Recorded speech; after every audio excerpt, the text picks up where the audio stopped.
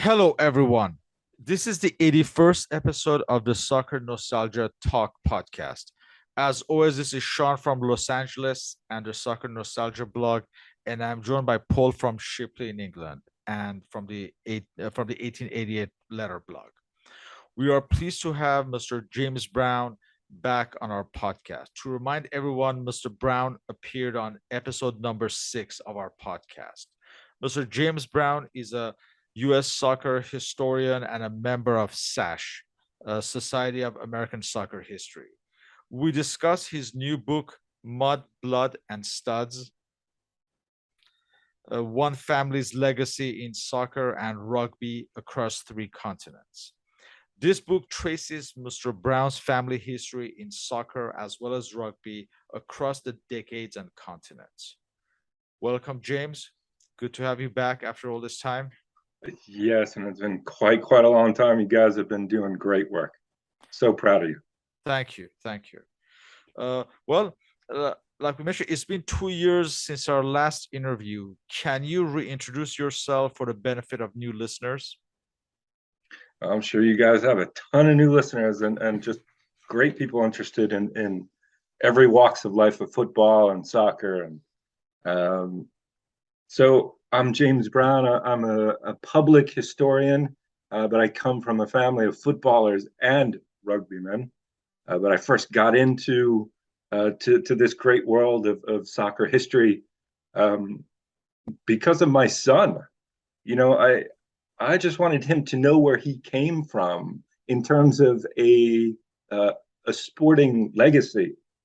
I actually helped him with a Thanksgiving project in school a long time ago, and our relatives actually came across on the Mayflower, a couple, and they were part of that first Thanksgiving. So I helped him build a little bit of a family history, a family tree, and then it just kind of flourished and blossomed from that. So here I am today, and it's been about 6 years. I decided to, one January 1st, around 2015-16, I said, I want to know everything about my family's careers as possible, because when you live in a family, you grow up in a family of high level athletes, you always hear these great stories passed down from generation to generation at funerals, at weddings, at whatever gatherings. These big families who live on 2 or 3 continents have. And unfortunately, they're not always the best, but sometimes they are the greatest ceremonies, and moments to gather. And that's when you hear those wonderful stories, those little anecdotes. And I said, okay, I loved hearing all those anecdotes growing up, but now I want to read match reports. I want to see articles. I want to hear I want to look at editorial opinions about my family. And it was team by team, year by year, and relative by relative. You showed the book, and and if you look, this cover here, it's based more on a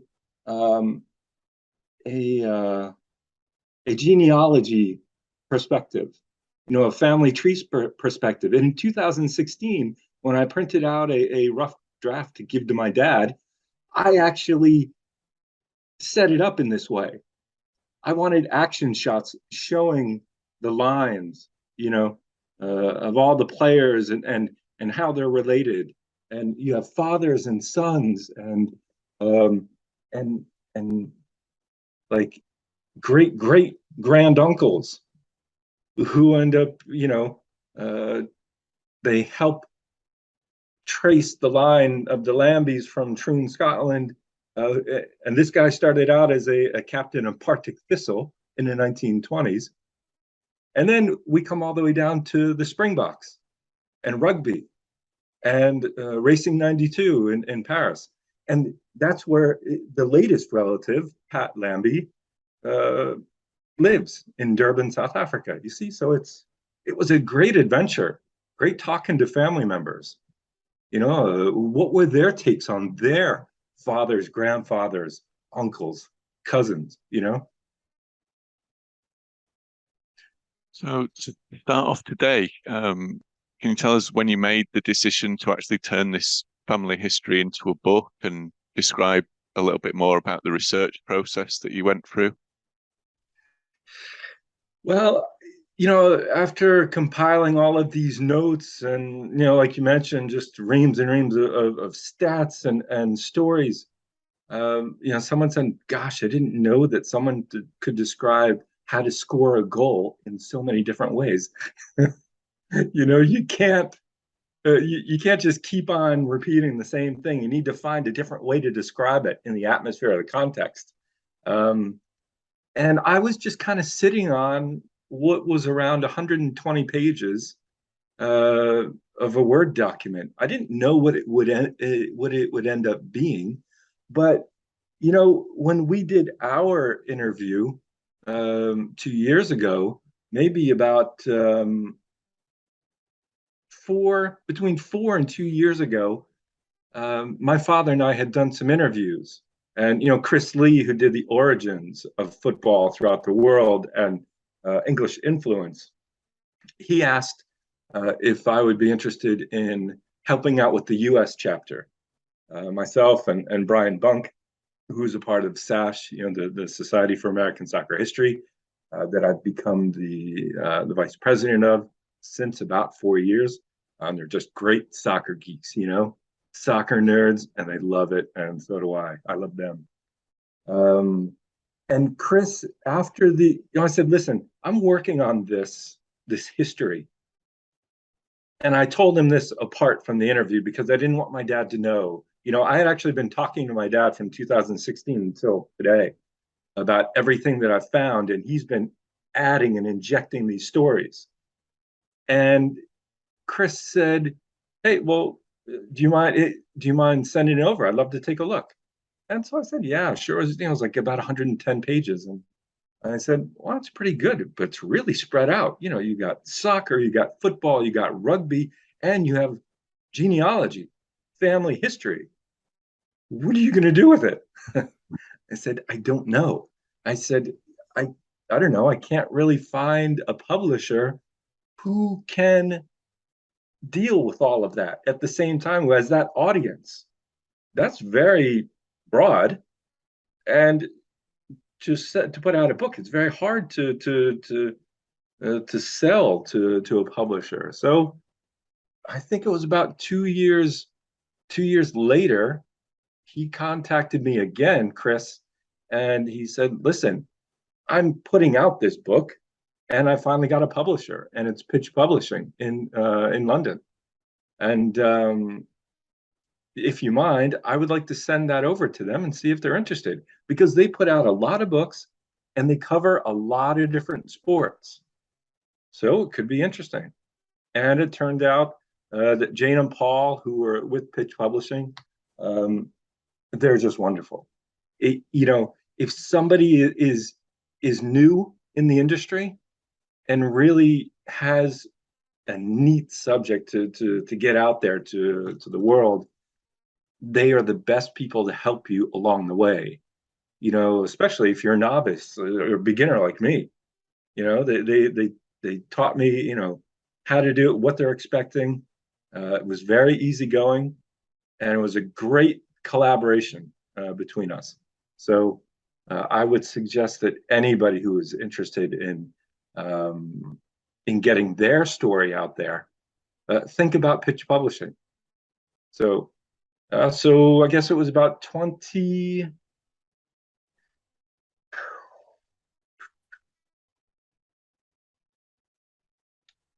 We formalized things in the beginning of maybe spring of 2021, around there. Maybe the beginning of 2021, and then we started that process. That the editorial process, the image repository process, quality, and then we came up to the deadline in July, late July, and then it was very smooth and not so stressful for me but they were holding your hand the whole way, you know. So we were able to get it out by August, late August, and the book is now available for Amazon. Amazon and a lot of vendors in the UK, they privilege those, WH Smith and Goodreads and all that through their portal, through Pitch Publishing. And then there's Amazon.uk, .fr for France, even for Spain. That's all available now, but the US Amazon.com doesn't start delivering until December 1st. Why? I don't know. But it's been really, really nice. So let's get to it. Your book starts with the family's Scottish origins in the town of Troon in Scotland, and your grandfather James Brown's birth there in 1908. Can you walk us through the early years of your grandfather's life? Well, they were a family of 8, very poor. They lived on the coast in the west of Scotland, right near Prestwick Airport, about a few miles from Prestwick Airport. This region of Scotland turned out to be a breeding ground for future U.S. soccer player. Well, Scottish immigrants who were convinced to go over to the U.S. in the 1920s.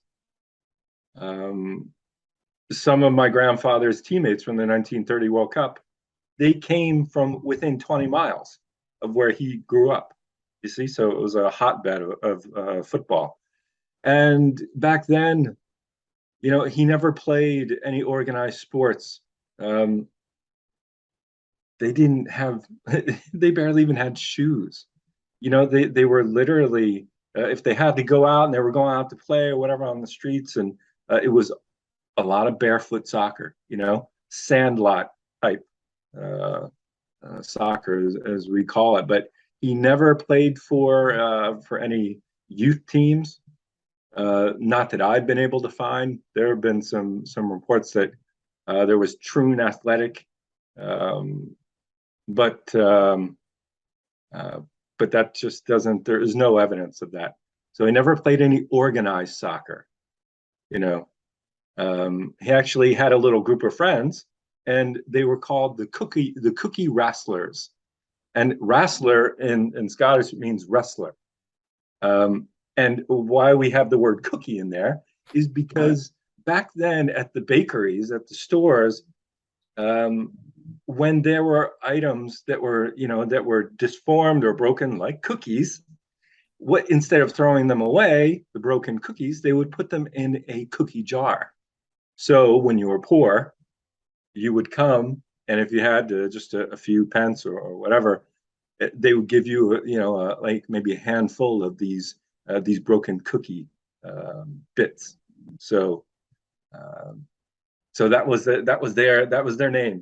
They were the Cookie Wrestlers, and they loved to play outside in the streets in front of these stores and whatever. And being the eldest son, he had to really take care of as much as he could. So school wasn't the priority. He went to the age of 13, to school, and then went in to be a ship's riveter. His mother was a midwife. She also helped out doing whatever she could for anybody. Maybe she was a seamstress one day, babysitter another day, taking care of elderly people on another weekend. Anything she could do to make ends meet, because her husband, who was James Brown, who was a balloonist in World War I, he was always off. The ravages of World War I were played heavily on him, and he became alcoholic. It was just a trauma that was very, very difficult for him, and that affected the whole family. and he became a merchant marine. He was often away at sea, and when he'd come home, boom, 9 months later, there was a kid. You see, so it was coming into port, seeing the wife and kids for a very short time, and then taken off, and she happened to be pregnant. So she was accumulating children, but not having the support. He would send back some money here and there, but it really wasn't enough to really help a family of 8 eventually get through the hardships of post World War I. So after my grandfather was put into a ship's riveter apprenticeship at the local Troon shipyard, that's where these strong valors were transmitted to him, and saying, what you do is very important. No matter what you do, it's very important. So stand up for your rights and the rights of others who are with you. And that stuck with him. So it's then that he decided to, at a certain point, his father up and left and went to the US. And then he decided to go and look for him and try and make amends. So the start of this journey was your grandfather, James, as you mentioned, his emigration to the USA in 1927 at the age of 18 to join his father. Can you describe your grandfather's early life in America? Well, it was on the East Coast. He arrived in November, and he already had his sister was there in Westfield, New Jersey, and it's quite ironic that it's in Westfield, because that's where that was our neighboring town. That was actually our rival, our high school soccer rival. When you talk about any superheroes and the supervillains, Westfield was that supervillain, and of course we were the superheroes. So my grandfather's sister was there, and you see my great grandfather James, who was the merchant marine and went off to the U.S. He ended up living there, and he was a painter. He was a master. I don't know exactly the term, but he was kind of a touch-up painter for a lot of houses, and he was very, very skilled at the definition, doing some of the real minute painting work, refurbishing or retouching. So he would do that over a number of months during the year, and then unfortunately he would stop, and he would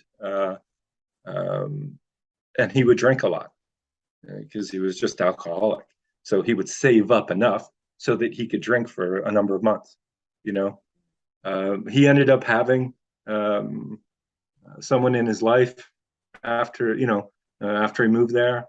They never married, but his brother was there, Robert McCulloch. He was in Westfield as well, and my grandfather, he did meet up with his father, and they tried to make, I don't know if he tried, but my grandfather surely tried to make amends, and it just wasn't working. It just didn't stick. So the uncle was the one who housed my grandfather in Westfield. And he helped him get a job at a metal fabrication factory, metal box factory in Plainfield, New Jersey, which was on the other side of Scotch Plains. It's the neighbor of Scotch Plains. I used to ride there on my bike, to get Dairy Queen ice cream, So just knowing that I was actually riding past the field where my grandfather first played. He played with the Plainfield Soccer Club. That was really his first his first introduction, because the metal box factory was nearby. So after work, he would come and watch this Plainfield team play, and he was tall for his age, quite lanky, skinny, and at some point, I guess they were short a player or whatever, and they said, "Hey, you want to play?" It's like, "Yeah, sure." So that's when he started to get into it. That was his first introduction to organized soccer. And he said, honestly, he's like, "Listen, I could run like the wind." He's like, "I was like a deer." And I love that expression. And he said the team was okay. Um, and he was scoring a lot of goals. He was scoring goals in every game that he played for him. I only found a handful of games in the archives, in the Plainfield archives, but they were beautiful archives. They a lot of cruise liners that came over from England or Europe um, would often stay for a number of weeks. So what the crews on that ship would do is they would come off as a team and they would play in these leagues. So there were a lot of team names that were associated with the cruise liners. So that was a really interesting amateur league to play in. So he had a lot of fun, and that was his first introduction to organized soccer on an amateur level. And at what point did he get involved with the professional game? Well, it started to move up because the Olympics in 1928 were grabbing a lot of people on the East Coast, and soccer in New Jersey was very strong since the expansion of the league in 1924-25. They literally doubled the amount of teams. And that was a huge boost to the popularity, also to what you were able to earn on a very low level. But there was also a larger number of teams throughout the East Coast that you could choose from.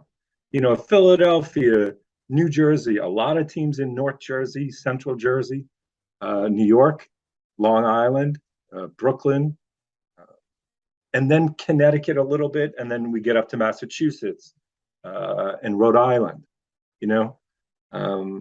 So then, right near Newark and Hoboken is called Harrison and Bayonne. They're literally right on they're right next to the water, to the Hudson, on-looking Manhattan. And because of the Olympic pool taking out a number of players from the East Coast, one of those players from the Bayonne Rovers was Henry Carroll. His name was Razzo, and he was a wonderkind. He was like a 16 or 17-year-old star, and he was just fantastic. He would later become a teammate of my grandfather in 1931 with the Brooklyn Wanderers.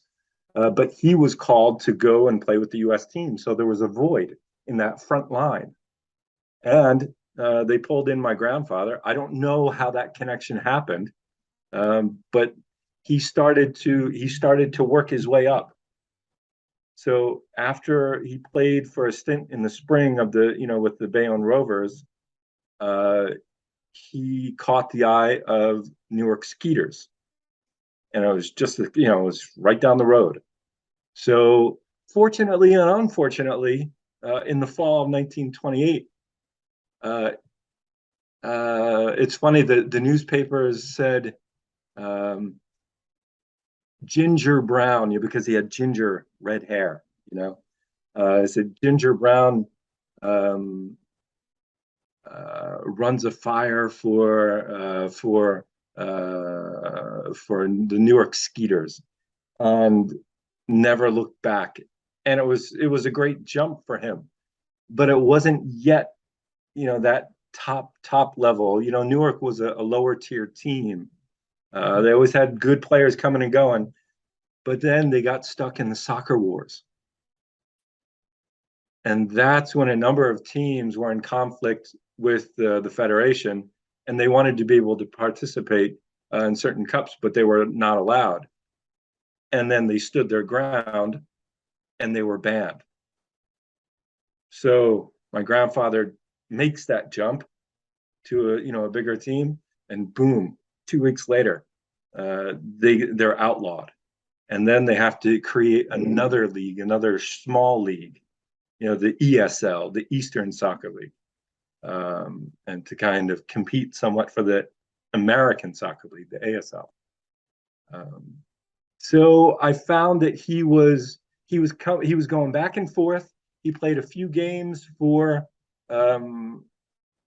Plainfield, like in the winter, coming up to winter 1928, and then that was very tough. It was not easy. He was also playing for Nassau County, which is in it's near Long Island, and that upper part above Manhattan.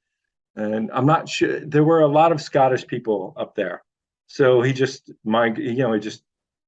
tended to head over to them, and he played a lot of games with them just to keep himself fit. And then he ended up finding the New York Giants, and that was the real big time. So end of 1929, early 1930. And that was a very decisive year for him, So let's talk about the 1930 World Cup adventure. Describe the process of his selection. Well, the federation had their stuffy old administrators, who would kind of they would chime in and have their thoughts, but they made a very good choice of looking at the elders who were still player manager types. As a coach, they had Bob Miller, and Bob Miller was and still is at that time a great player, very tough, and he was quite violent. He was one who came from Scotland, Paisley, Scotland. Not too far from where my grandfather grew up as well, maybe a bit farther east inward, and it was the fact that he actually had the playing experience. He was able to look as a coach, but as a player, and say, listen, here are the guys I'm playing with, I'm playing against, up and down the East Coast, sometimes heading towards the Midwest during cup competitions, or just organized all-star matches, Midwest versus East. And so he already had his ear to the ground and knew the people that would be the most competitive, and then they took another manager from Brooklyn Wanderers, and that's Jack Cole, who was a very, very well-respected trainer and kind of physiotherapist. He always was taking care of players, but also was a great manager of Brooklyn. And he came over in the early 1920s at the same time, and almost, if I understand correctly, with Andy Auld. You see, Andy Auld played for Parkhead juniors in Scotland, and they were the dominant junior side in Scotland. And Jack Cole brought a number of people with him at the end of the 1922 season. And he was also a trainer of boxers, athletic athletes, runners, long distance runners, short distance. So he was quite skilled, and he could see the fitness perspective of players, but also as a coach, as a manager, he was able to see from a tactical point of view and from a health point of view who had the stamina, who had the skill. So you see, that was a great combination with Bob Miller and Jack Cole. And it's also interesting that your grandfather was not naturalized until 2 days after they set sail for Uruguay. Yeah, he was very lucky. I guess he was able to mend the fences, as you will, with his father, who ended up being naturalized years earlier. And because of his father being naturalized, he became eligible for the intent of citizenship. And that was the most important thing. As long as you signed the paper that said you intended to be a US citizen, that pretty much set you on the way. And they put those papers in motion. And while they're on the SS Menargo, Bronx Court Circuit, District Circuit, came back with a telegram and with the announcement that he was a naturalized citizen. While they had set sail, after they had set sail, it was around June 15th or 16th. So they were probably somewhere in the Caribbean at that point. So he was the last person on that team to be naturalized. But all the other players, even if they had Scottish English origins, and some of them naturally born in the United States, they had all been playing in the United States from 1916 onwards. So they were people who were very present in the league, quite dominant, up and down the East Coast and in the Midwest. So the majority of the team, 95% of the team, came from the East Coast and from the New Jersey, New York area. And yeah. Sorry, no, I was just gonna say if there are any anecdotes from the World Cup itself that he may have shared with you in later life that you would know. Well, personally sharing with me, I mean,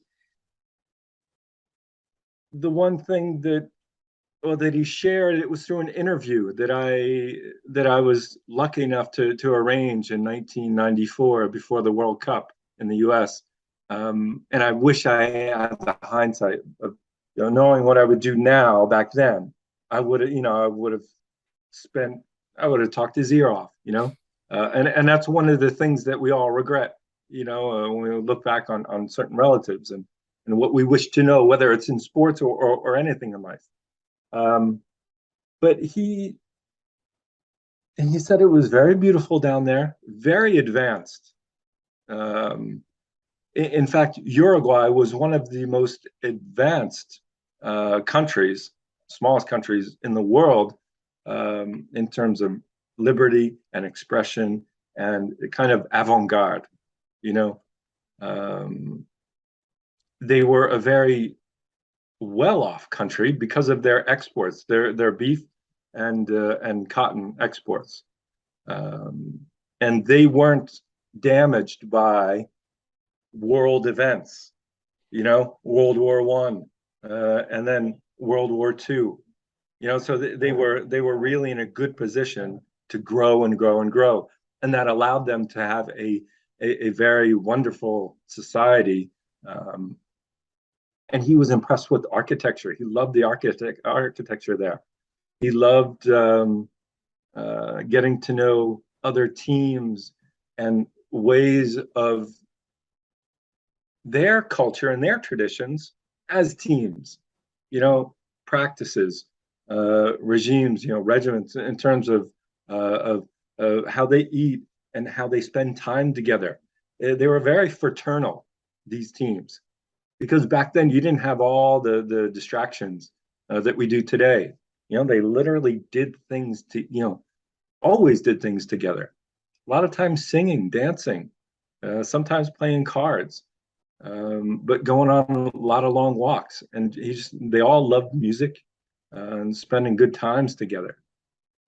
So, aside from all the football related stuff, it was just about life. And he was a young boy. Going down to Uruguay was just a great opportunity to leave the country and travel. And okay, great. I'm going to go down there and play. I'm going to go down there and play football. That's fantastic. No one knew how this tournament was going to turn out because it was the first one. So you had 13 teams down there, and things didn't always go smoothly, but it was a great experience for him and for all of his teammates. Because they played in Uruguay. They also played in Brazil before. They played a number of warm-up matches, 7-a-side matches, just maybe 4-on-4, just to kind of shake off those sea legs. Because that trip from Hoboken, New Jersey, all the way down to down through Jamaica and to Brazil, where they stopped off for a while. They need to shake that off, and training conditions on the boat were not really fantastic. So you didn't have boats like the Conte Verde,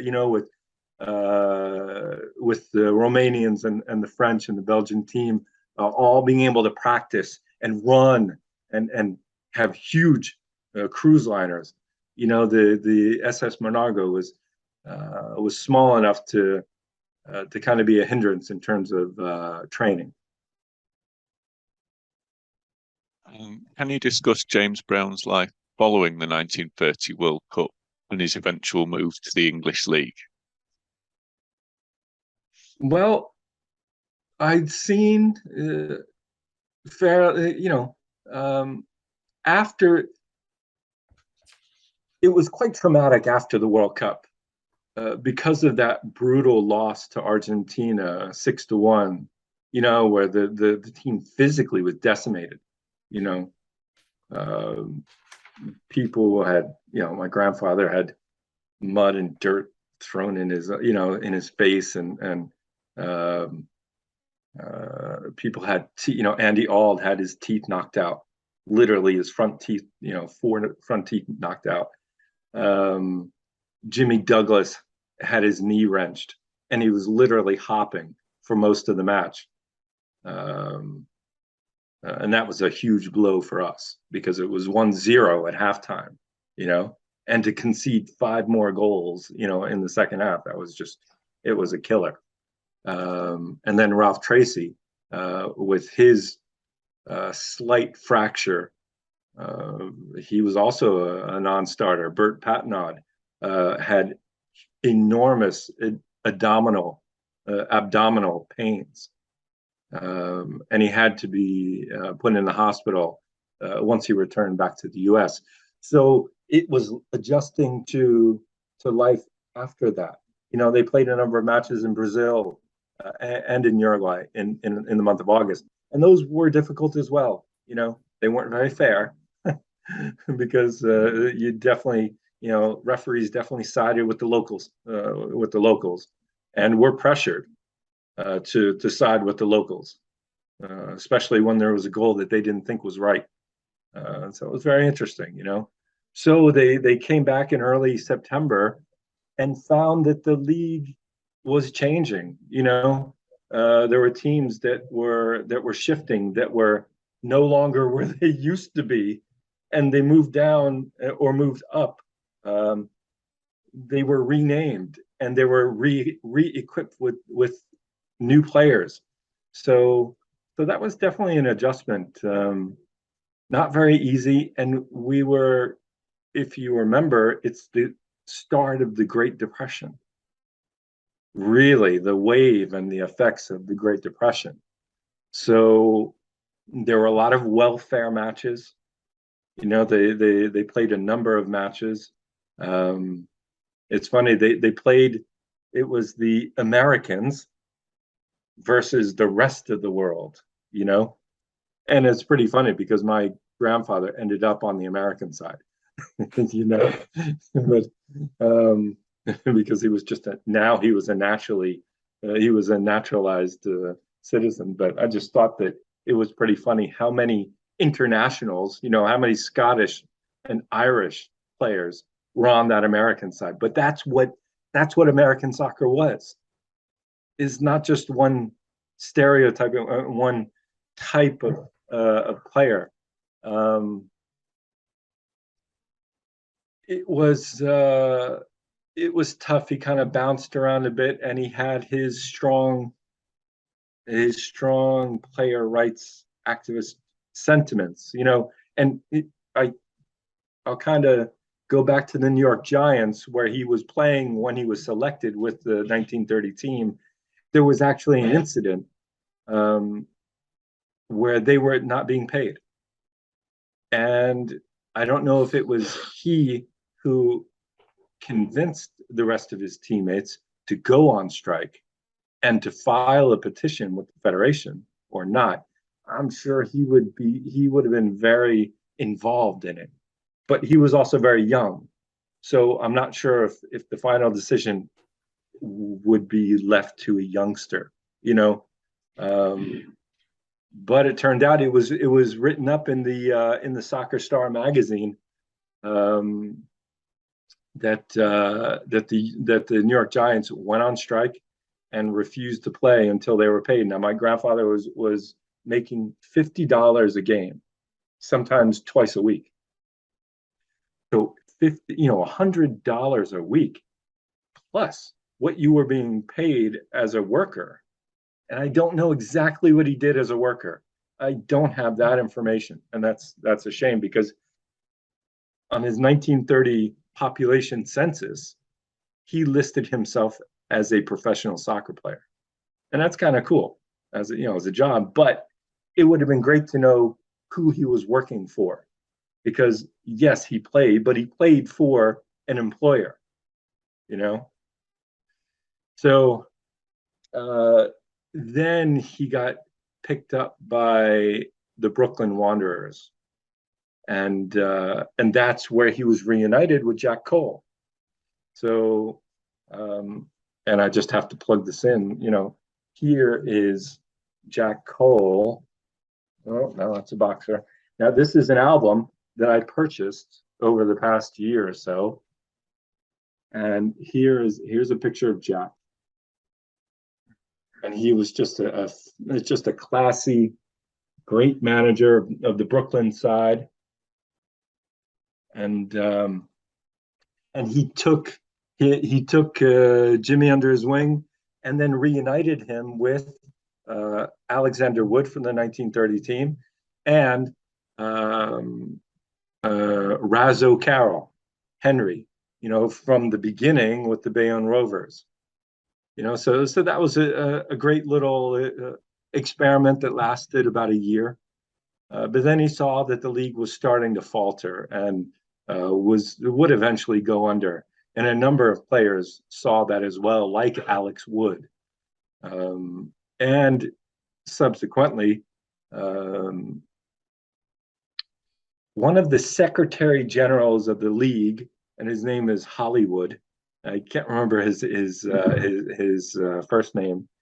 He actually had connections over in England, so he had put the name of my grandfather, on a very interested list for transfers, and he ended up heading back on a cruise liner, 1932 August, and he was actually met by a number of managers, Hearts Midland, Partick Thistle, and remember, Partick Thistle is his uncle's, his uncle-in-law's team.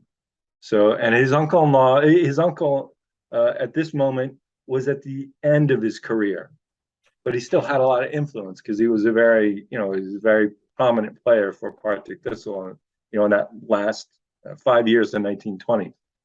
So you have a lot of these managers sitting on the docks waiting for him to come in, and a few of them, they had the instincts of actually hiring those tugboats that would pull in that would pull in the ship liners and help them park, if you will. And so you got these managers, and it was Scott Duncan from Manchester United, who was hoping to beat everybody to the punch and sign Jimmy Brown, only to get on the boat and to find that Jimmy was already in the captain's office or the purser's room with the other manager of Hearts Midland. And so he stormed in there. I don't know what he said to convince him to not sign, but he ended up bringing him in to another room, and he walked off down the gangplank or the gang walk, or I can't remember the name exactly, but down the steps with that contract, and you see the parting of the sea, kind of like Moses, and so they make their way through this crowd of managers and interested people who wanted to sign Jimmy, and he's got him, with this contract. So that's how he made his way back to UK soccer or football, and started with Manchester United. And most importantly, it's around this time that he marries your grandmother, Mary Ann Cormack, right? Mm-hmm. Yes. They married while he was with the Brooklyn Wanderers. And I mentioned that Nassau County was a very large Scottish community. And also in Greenwich, Connecticut, the very, very wealthy Greenwich, Connecticut, and New York City. There are a lot of estates. And my grandmother, she had one of the very lowest positions in a household servant status. She was the one who was cleaning the chimney and preparing the fire, for the owners, or for the kitchen staff. She would do every menial task necessary to keep things going and get things started. That was just, she was from the Highlands in Scotland. And a lot of her relatives were already in the US. A lot of them were chauffeurs or gardeners for people like, the Rothschilds of Greenwich, Connecticut. These very Astors, Astor, Waldorf, these types of families. So that was her place in life, and they just ended up meeting. And I'm almost certain that his interactions and playing with Nassau and this Republican group was essential in him meeting my grandmother. And they married in 1931. And I was really happy to find that marriage certificate. That was a very difficult research process, even to get those naturalized papers of my grandfather. Great to see his little, his all like his gummed hair, and he's got that great smile, and he's just happy to be, to become a naturalized citizen, and you can see it in his face on his application, and I love that. And I love getting the marriage certificate. My dad was thrilled that we were able to find exactly when and where his parents got married. Yes. So getting back to Manchester United, can you describe his 2 seasons there from 1932 to 1934? Well, he was put on trial in August of 1932. I actually just found it, and within the book you see a photo of him and Frame, his teammate, and who ended up being a good player in the league over the years. I had always seen that picture of my grandfather, just his frame, from here up, with the background of Manchester United stands, the overhang.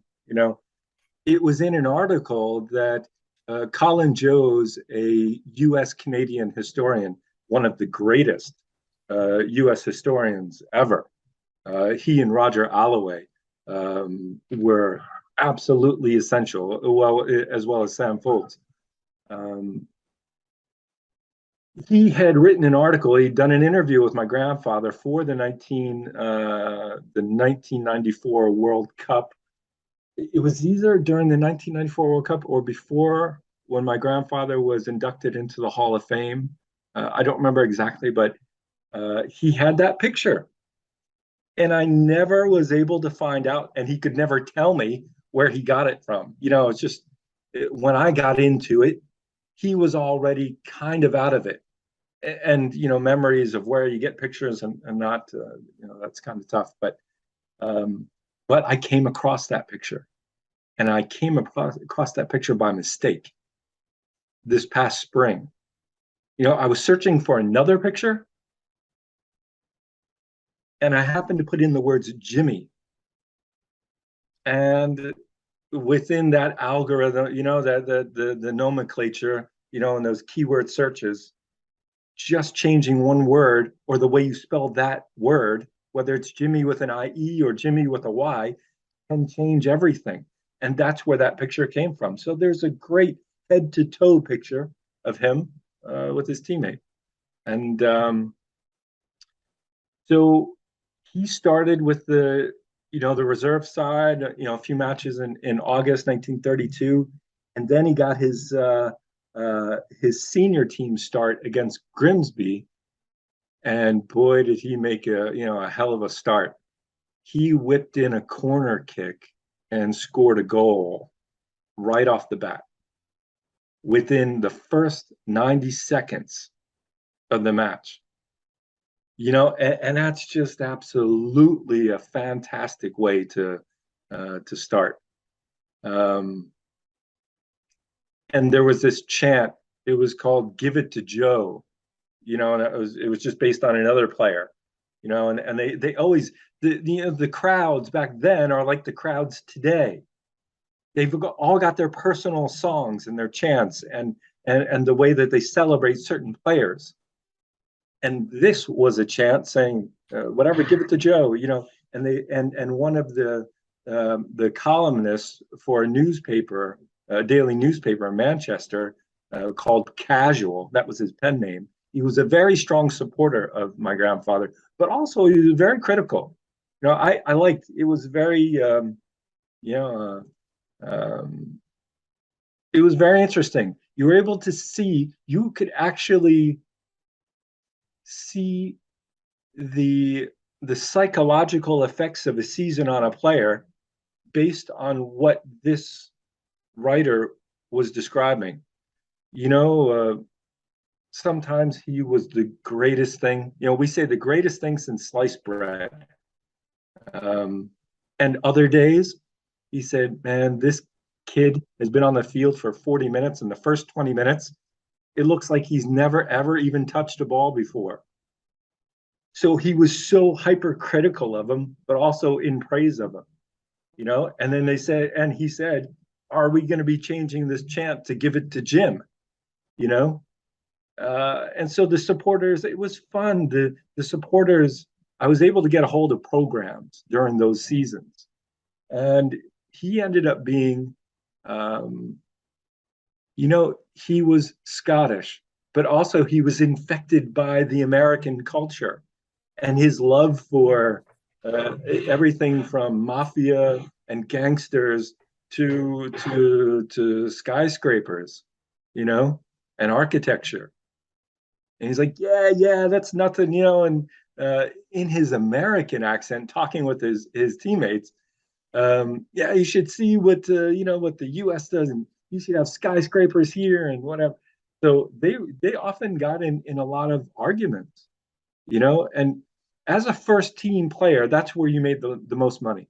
And if you scored goals, you made more money. And if you won, you made more money. So the players would go on one bus and the wives would go on another bus. And at one point, my grandmother was actually accosted or verbally abused by the wife of the player that my grandfather replaced. She was extremely mad at my grandfather having taken the place of her husband, because basically, if you were a replacement player or sent down to the stiffs or the reserves, your salary was almost cut in half, and it wasn't a lot back then. So he ended up having a mix of first team matches and reserve matches, but he was the second highest goal scorer for United for both seasons. And unfortunately, he was put down into the reserves, not so much because of a difference in style of play, but because of his activism. And that's where this player rights activism comes back into play. And over in England, over in the UK, it was even worse, because you did not talk to the managers or the administration. You were just, they would say, you were just cattle. You were just like animals. You were there to do a job. You would have a contract that would go from the beginning of the season to the end of the season, and nothing in the summer. They did that on purpose, so they didn't have to pay them in the summer. So you were constantly fighting for your position after the summer months, if you were able to work and make your way through. And it was a great experience for him. But the toll of being, having strong opinions, did take a toll on his time with United. And then he was transferred to Brentford, to the Bees. And can you then describe the rest of his football career in England after this move to Brentford? Well, Brentford it's tough, because he only played in a few first team games, and hold on, let me get that. I have a new find.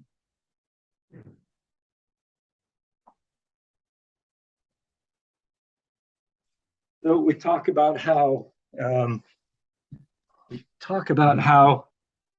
you're astounded at how the research never ends, right? And how searches can change things, and the way that you input when you're looking for certain photos in different repositories or stock photography sites like Alamy or Getty Images or Color Sport. And I was trying to find that Manchester United photo of my grandfather in August 1932 to show a friend. And I spelled his name differently. It was Jimmy with a Y. And what came up was this picture. And it was in black and white. And this is a London competition match, a London combination match against Spurs in the blue and white. And this is him with Brentford. And I had to get it colorized, because those red and white stripes are just absolutely fantastic, So I found it in August, and it was my dad's birthday in the middle of August. And so I had it printed out there, and my sister came around to the store right around the corner, picked it up, grabbed the frame, and gave it to him for his birthday. Wow. And this is the only action shot that is clear and net that I have of my grandfather. The only other one that is clear, I mean, this is just his profile picture, from the World Cup. And that's the only other one that's really clear from the moment that I have. Other ones are newspapers, and it's grainy. So this is a very, very cherished photo, and it just goes to show that no matter how long you spend doing the research, you're always going to find something, These picture, I love this picture with Spurs. Man, he just looks ready to score goals, And I just think it's a great picture. I love the dark eyes, and he was always so well manicured, with his hair all gummed back, and he was confident at that time, and it didn't matter where he was, on a reserve team or on the first team. It didn't matter. He was there to do his job, and he loved it. So his time with the Bees were great. And then he went to Spurs, fell into the same kind of problem, with player rights, but ended up scoring an enormous amount of goals on the reserve side. And that was the collaborations that I have with these clubs. I talk not only with the club historians of United, Spurs, Brentford, but also with the public libraries around. And so they're the ones. If I can't get the newspapers from the British National Archive, that British newspaper repository, which is absolutely fantastic, then I have to go to the local libraries, and that's where I hire an assistant within the library to do keyword searches. So that's why I was able to get. When you talk about the amount of reserve statistics and matches, it's because of those people that went the extra mile or a kilometer, and said, okay, listen, I spent a little bit more time, and I went into this other journal that was very, it was kind of a competitor journal, and that rendered a lot of good results. But one thing that I would tell people as an aspiring historian or researcher, it's great to get the perspective of the home team, but you know what? It's even better when you get the perspective of the opponents. That way, you've got that 360-degree look at the impressions of the game, from both sides. And that was one of the eureka moments, where I was able to balance out and give a very complete look at his career from both sides. So it wasn't just looking for the home team's games, because I had all the lists of all the games, all the dates. And that's fantastic. So you got to go to the home side, and then you got to go to the away side, to the visitor side, and that's what took more and more time. But it's just so fulfilling to see another team's perspective, especially when they won, or when they got destroyed, or whatever, and and how they don't really accept the blame, and it was. They were just unlucky or whatever, but it's great to see how some teams don't really talk about maybe just how underperforming they were, so that was a lot of fun. And I've got over, I don't know,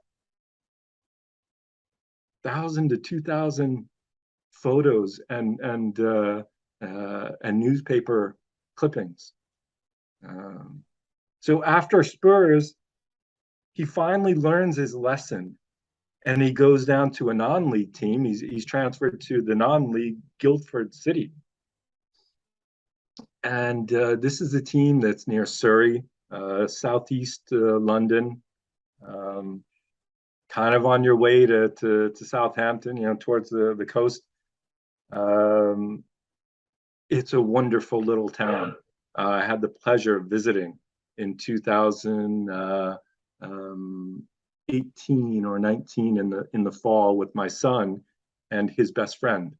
So my son Aiden and his best friend Lorenzo, I took them to England for the weekend, and we went to visit the team. They invited us there.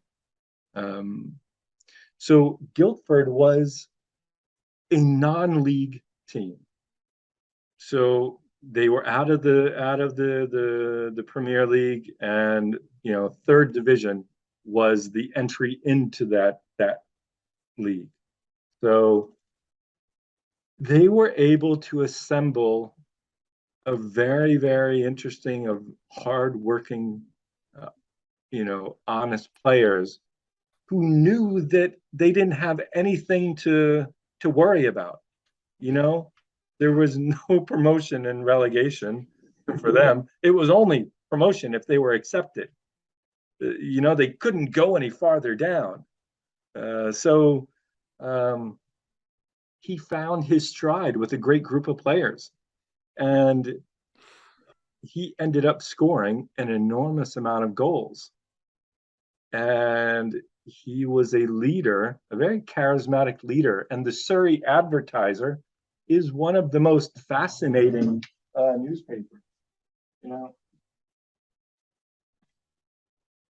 And pulling from my that's back there is just a huge amount of research, that I compiled. Actually needed to organize everything, So my dad, for one of my birthdays, he had, look at the size of this sucker, This is these are Surrey Advertiser newspaper articles, full pages of all the matches of all the Guildford teams and Surrey and Woking teams. And they were very interactive. They really loved to have the fan perspective. And there was a section called On dit, and it's French, and it means we say, or we said, And basically, somebody went through the crowd during the matches and said, "What's going on with the team right now? What are your thoughts?" So there are these just one-liners. Literally maybe 2 or 3 words. Jimmy's really happy for brother Tommy, who just got elected to first team Ipswich. So he's waiting for the end of the match so he can go off and congratulate his brother. Ipswich was in the same non-league. You see, so he actually played he played against his brother's team. He unfortunately didn't play directly against him because he was sick at certain moments. Unfortunately, he wasn't able to play, but he was the leading scorer for Guildford in those 2 seasons leading up to World War II. He scored about 150 or 148 goals in 150 games. And that's everything combined. Senior matches, reserve matches, midweek London, London Cup combination matches, FA Cup. So that was probably his happiest moment as a player on a non-league team. But it's where everything gelled. Everything came together. Maybe he just learned over the years. He finally learned something. Stubborn bastard. I love him, but he was really, really quite stubborn with certain.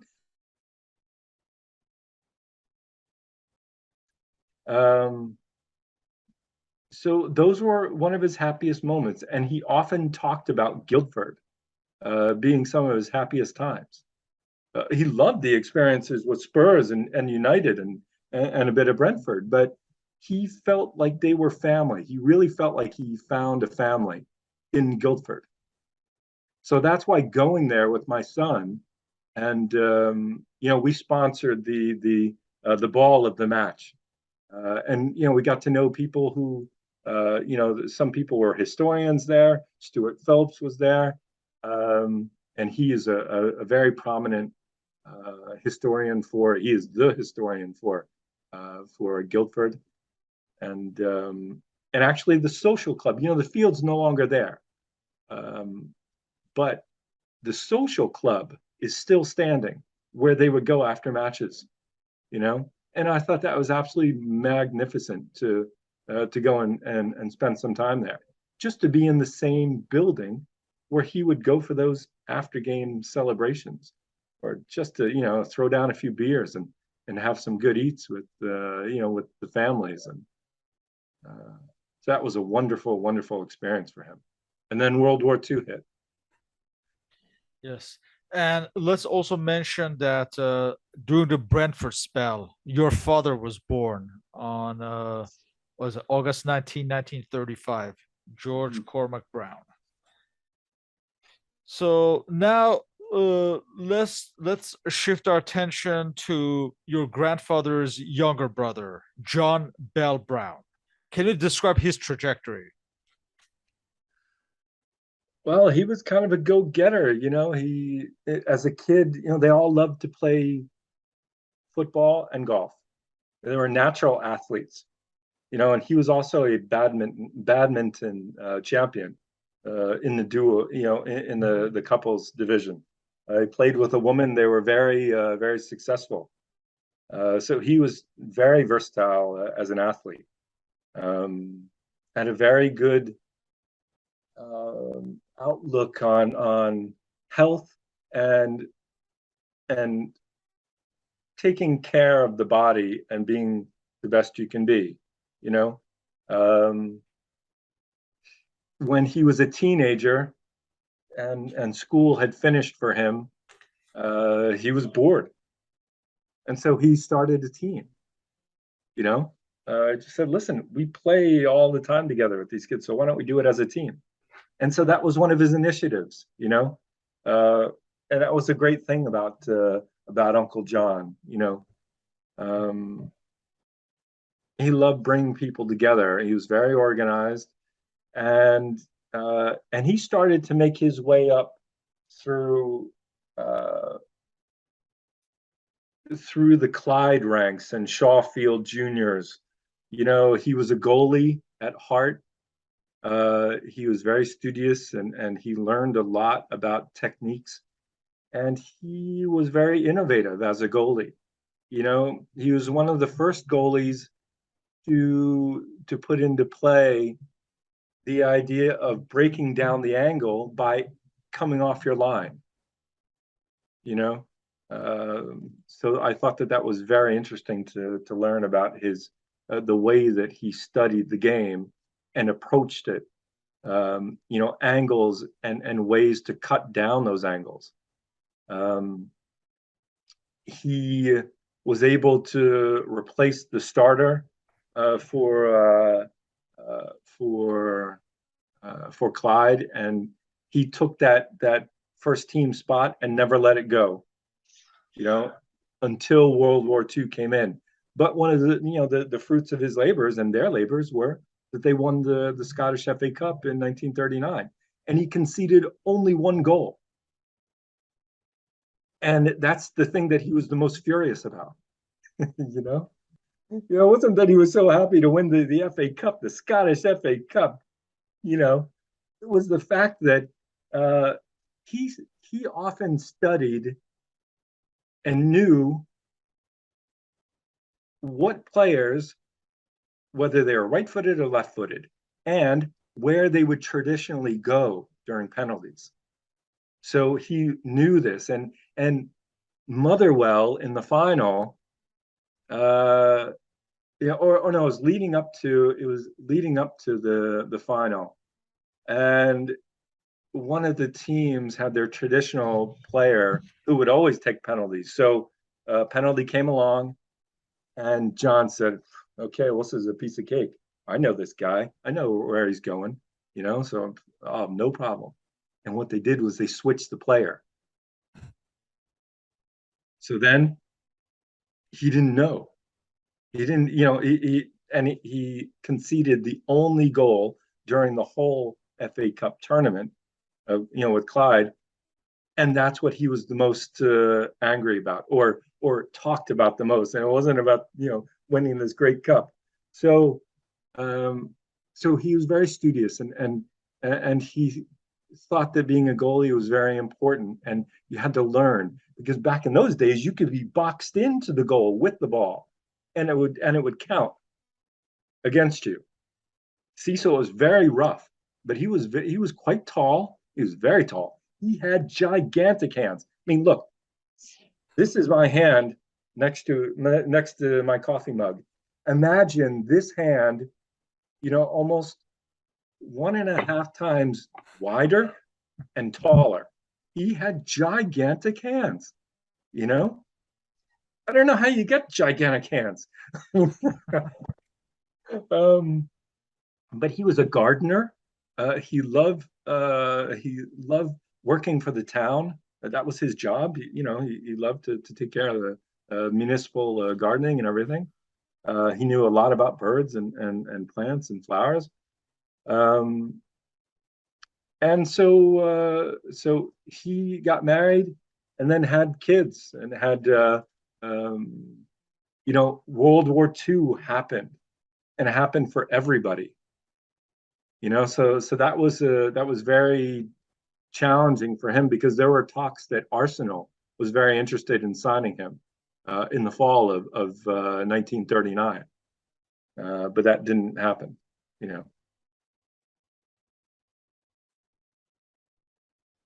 We should also mention he won a Scotland cap during this time as well. Well, yeah, that Scottish FA Cup against Motherwell. And he played for the national team as well. Yes, he had a cap. I believe they played against Wales. He performed quite well. They lost. Yes, 1938. Yes, that's yeah, correct. But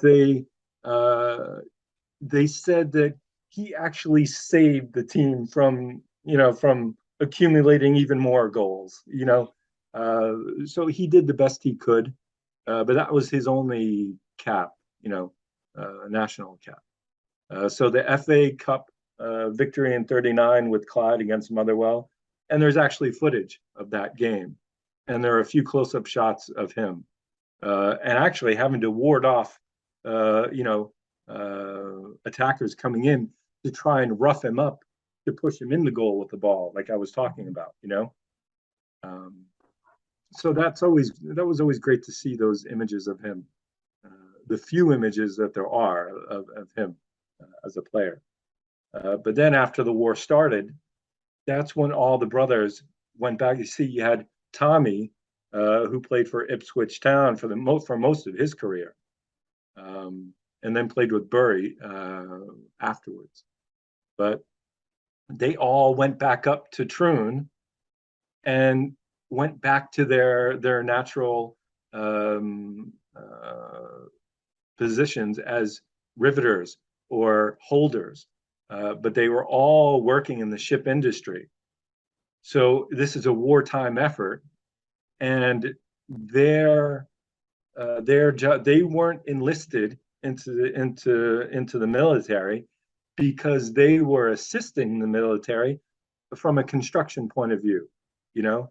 So they were working on the Clyde with the Troon shipyard and building these mid-size vessels, not big destroyers or vessels, but so that was their way of contributing to the effort.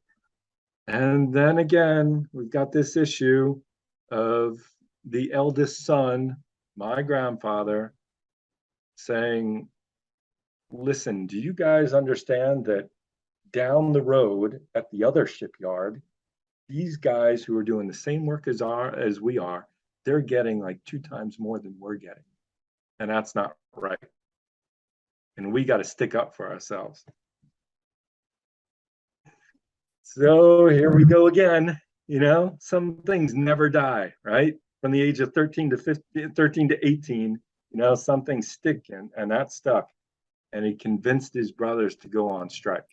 So they built a tent, they had a fire, they had everything they needed, and they went on strike. And they demanded more pay.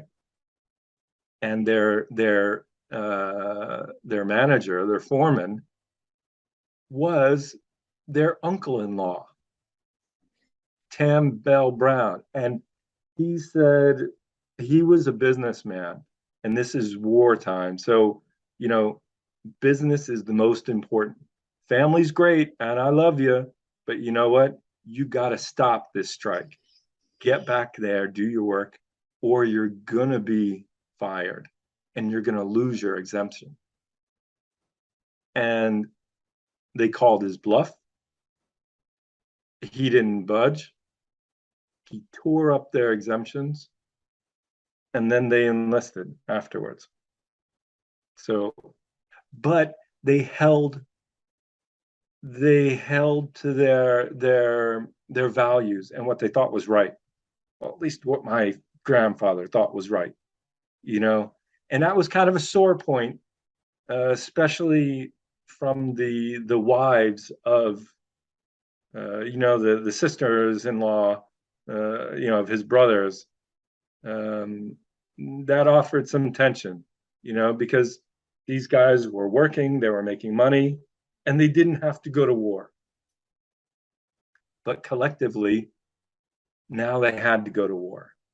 And actually, my grandfather could not go to war because he had a problem with his ears and his eardrum. And it was an infection that he got when he was very young, and it damaged his eardrum. So he was ineligible to go to war. So what's pretty ironic is that he's the one who convinced everybody to go on strike, and then everybody gets enlisted and he can't go. So he's the one instigating it, and he's not going into the war. So you got John Brown, who goes to the Navy, and you got Tom Brown, who actually ends up being a commando. And I thought that was very interesting. I didn't know so much about Tom Brown, little Tommy, and he ended up being quite a military man during World War II. Parachuted into China, and that was they were trying to free China, from the ravages and the oppression of the Japanese imperial empire, and he was very scarred by that emotionally, and subsequently had very tough problems dealing with it afterwards. He was picked up by he had to wade in along the shoreline in the water, often going underneath the water while patrols were going by, and he spent days and days and days just waiting and waiting for a boat to come by, and any boat just to help him get out of the situation. So that affected him quite unfortunately, and he never really talked about it afterwards, which was very tough. He was very secluded, isolated as a family man,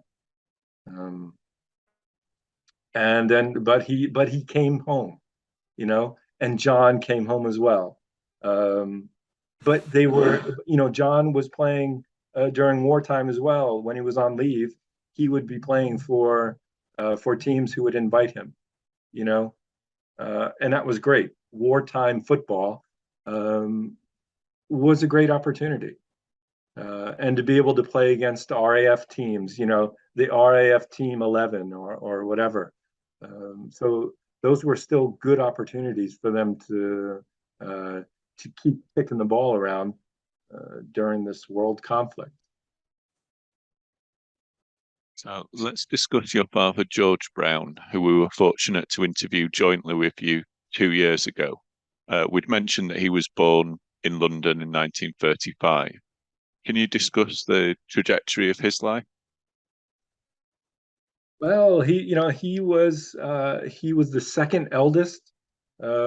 His brother Jimmy was a few years older than he was, and you see, Jimmy was born during the Manchester years, um, and it was a neat mention in the Manchester United program. They announced the birth of little Jimmy, and we're hoping that he would come up through the nursery, through the nursery United nursery program. So that was just a cute little hey, welcome to the world. And we hope to see you on the terrace, in years to come. And unfortunately, that wouldn't happen. Jimmy Jimmy ended up passing away in his teens because of an infection that he had. He had meningitis, if I remember correctly, and it was something that was lightning fast, and it was very, very tough for the family. And this is building up to talk about my father, you see, because he and Jimmy were very close. Jimmy was the oldest, and um, and I'm sure there was probably a bit of a preference. It's just how it was back then. So Jimmy was always the one who was controlling and leading, and then he falls ill, and before he passes away, um, he was singing songs, and there was this one song that he would sing with my grandmother. I think it was Little Dreamer, um, and he would recite the lyrics, and he would say, "Listen, mommy, don't worry about it. She's with me, and she's going to help me. She's going to take care of me." So he was hallucinating or seeing something, but he was very at peace when he passed away. So this is in the late 1940s, and my father and Jimmy grew up together, kind of in the same way as his father did in Troon. They didn't often have shoes, but if they had a ball, then that was great.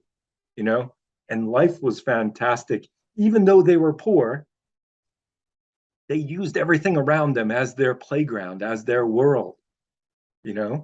My father was. I'm very, very fortunate that my father wrote his memoirs up until a certain stage, and his recollections of Troon back then, him growing up in this very small flat house, row house, houses that are one next to another, in this town that was also often windswept and rain swept continuously. It was so cold. But when it wasn't, and it was a great day, then everything was possible. They would skip out the window, when they were supposed to be doing their Saturday cleaning. Apparently Grandma was very insistent that everybody help clean the house. Because, like I said, she was a servant and a maid growing up, so that was her priority, and she made sure that her sons were going to be doing the same thing. You always had to help out. They didn't have their own bedrooms. Everybody slept in the same bed. So can you imagine? Mom and dad, Grandpa Brown and Grandma Brown, and then my father and his brother Jimmy sleeping at the foot of the bed. That's just how it was. They really didn't have anything else to give them comforts. They had all of the necessary things they needed to survive, and sometimes, my grandfather, to a fault, he was very passionate about greyhounds and dog races, and he would always go to the track. He would always bet, and sometimes, just sometimes, he would win big. And winning big wasn't huge. It's not like tens of thousands of dollars or whatever, but it was enough to come back with Christmas presents, on Christmas Day, and they were actually able to have a tree and to have a few presents. And that was a luxury, and he would go and buy, really nice fish or, fish, obviously you're right next to the coast. So you're going to the shipyard and getting some of the best fish that's available on a daily basis, but it didn't happen very often, So those were wonderful years. But then with the passing of Jimmy, and it's actually interesting, the transition. The passing of Jimmy is literally on the same day or within a day or two of the birth of my aunt, Marilyn. So, oh no, I'm sorry. I apologize. She's born a year before, but it was her first birthday. He passed away on her first birthday. So all this celebration to to a relatively newborn, and the passing of the older brother, and the bereavement of parents who were utterly devastated, and then a grandmother who would seek the counsel of mystics and fortune tellers and psychics, and she just was doing everything she could to stay in touch or be at peace.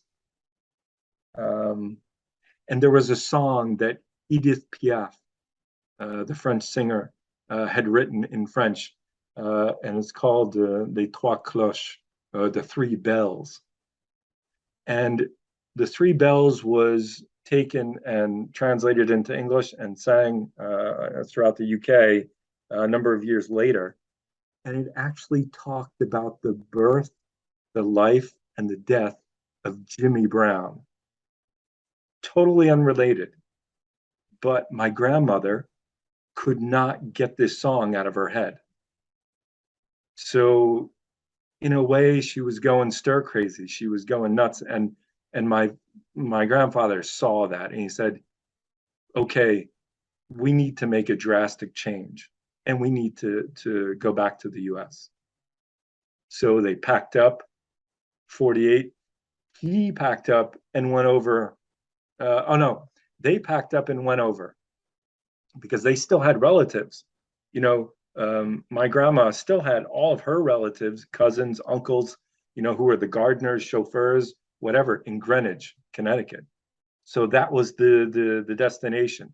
Go there, and it's sure that we'll end up finding you some type of work. So she and the kids went there first, and then my grandfather stayed back, and he had to prepare certain things. I think he had some passport or visa problems that he needed to take care of. There was some type of political problem because he had voted at some point, and the voting during this time, I don't remember exactly the circumstances, but it caused some type of flag to come up on his application to get a visa to go to the U.S. So he had to get all of these letters of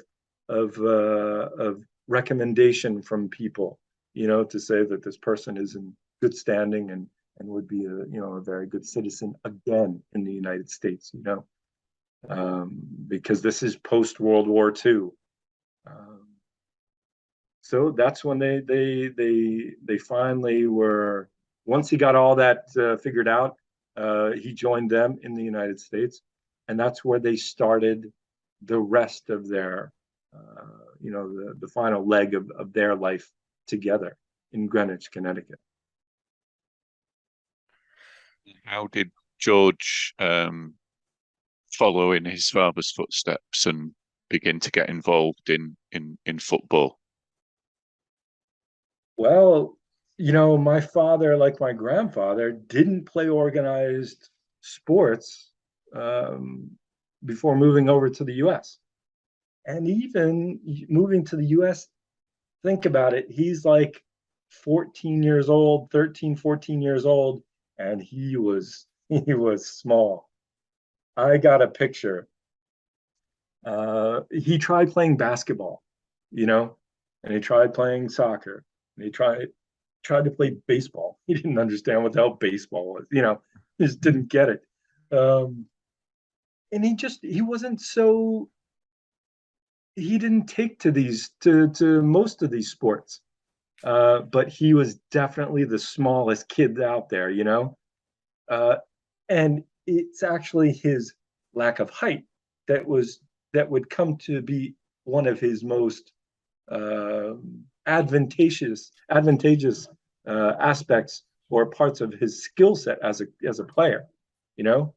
Um, so my grandfather ended up finding a job as a coach for the Greenwich High School team. So he was coaching the team. And that's when my father started to get more comfortable because he had somebody, you know, there to help guide him in a way. Um, so they spent a few years together in high school. He ended up being a leading goal scorer for the high school and maybe the 4 or 5 matches that they played. Back then schools playing against other schools, it's really fantastic, but the season was really short. There just weren't enough schools to play against. So um, so in Greenwich, Connecticut, it was even more difficult because they couldn't travel as far. They could really only go within X number of miles, because transportation wasn't as easy to coordinate for a team to go out and play another school. So my grandfather had this idea, this epiphany. He said, "Listen, I want to play with my son," and I can't find it now, but he said, "I'm going to restart the senior Connecticut league because it was dormant, just wasn't doing anything whatsoever, um, especially on a senior level." And he said, "Not only am I going to do that, but I'm going to start a team, and that's Greenport United." So he enlisted a number of elders to help construct the team, and so he was a player coach, and he was able to effectively guide and counsel my father on the field. And there was nothing better. There literally is nothing better than being able to play with your son and show him everything that you learned throughout your career. And he played at a high level, you know. So I think that was one of the most determining factors of my father using Greenport as a springboard, as a trampoline into the senior professional league in the New York area. So then he gets a trial. He gets a trial with the New York Nationals, and this was the team of Erno Schwartz.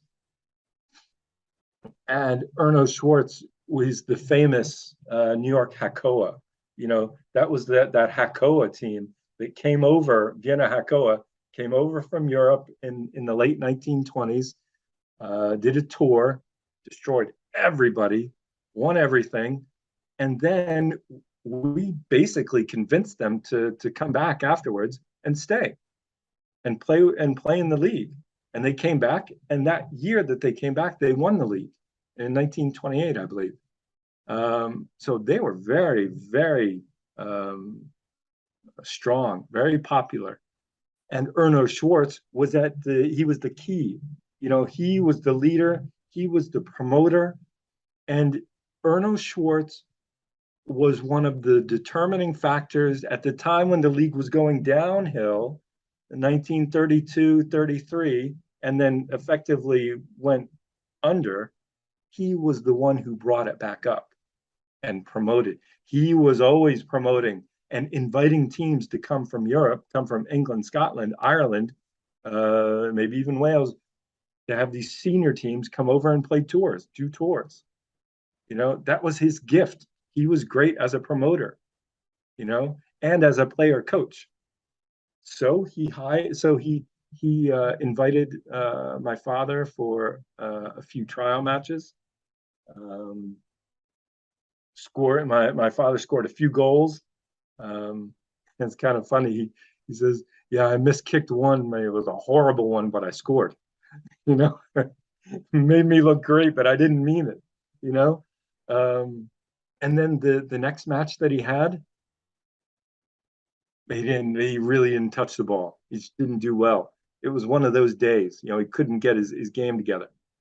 And so he was offered a contract with the Nationals. And then, like 2 days later, he gets a letter in the post by Erno Schwartz, regretting and saying, "I'm sorry, but further reflection, we're not able to. We don't feel that it's right to keep you with us, primarily because of your height. We just don't feel that you'll be able to effectively compete on this level, and it wouldn't be fair. We don't want to hinder you from being an asset for another team. We just feel that at this moment, your height is at a disadvantage, and it's better that we don't continue with you." So it's actually quite ironic. What my father always kept that letter, and the letter is in the book. And where he put that letter? He framed it and he put it in the toilet. He put it in the toilet above. So look at that letter.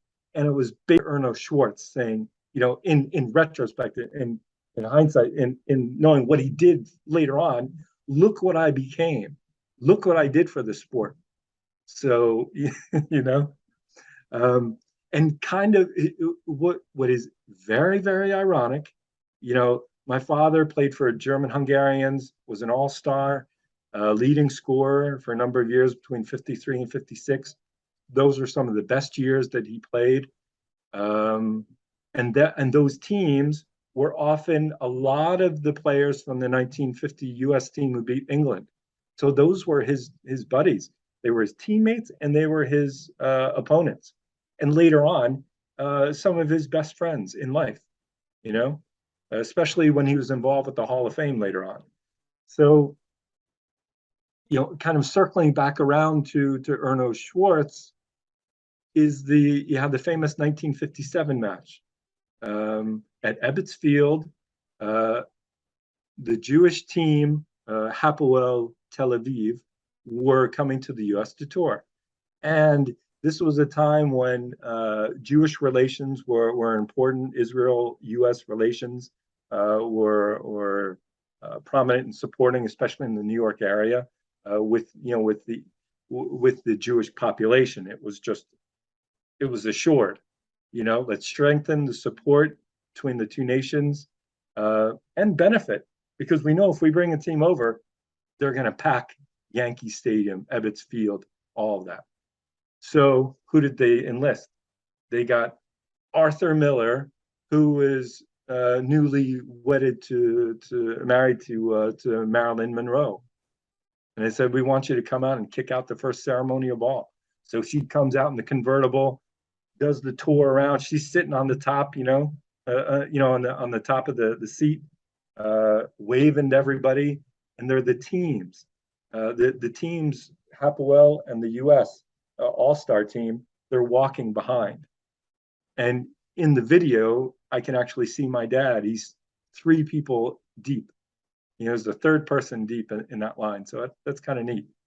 And going back even further, remember I talked about these members of the first pilgrims on the Mayflower, and how they were part of the first colony of pilgrims who actually survived. And they were at the epicenter of the start of the American population. So I'm actually related to a lot of people.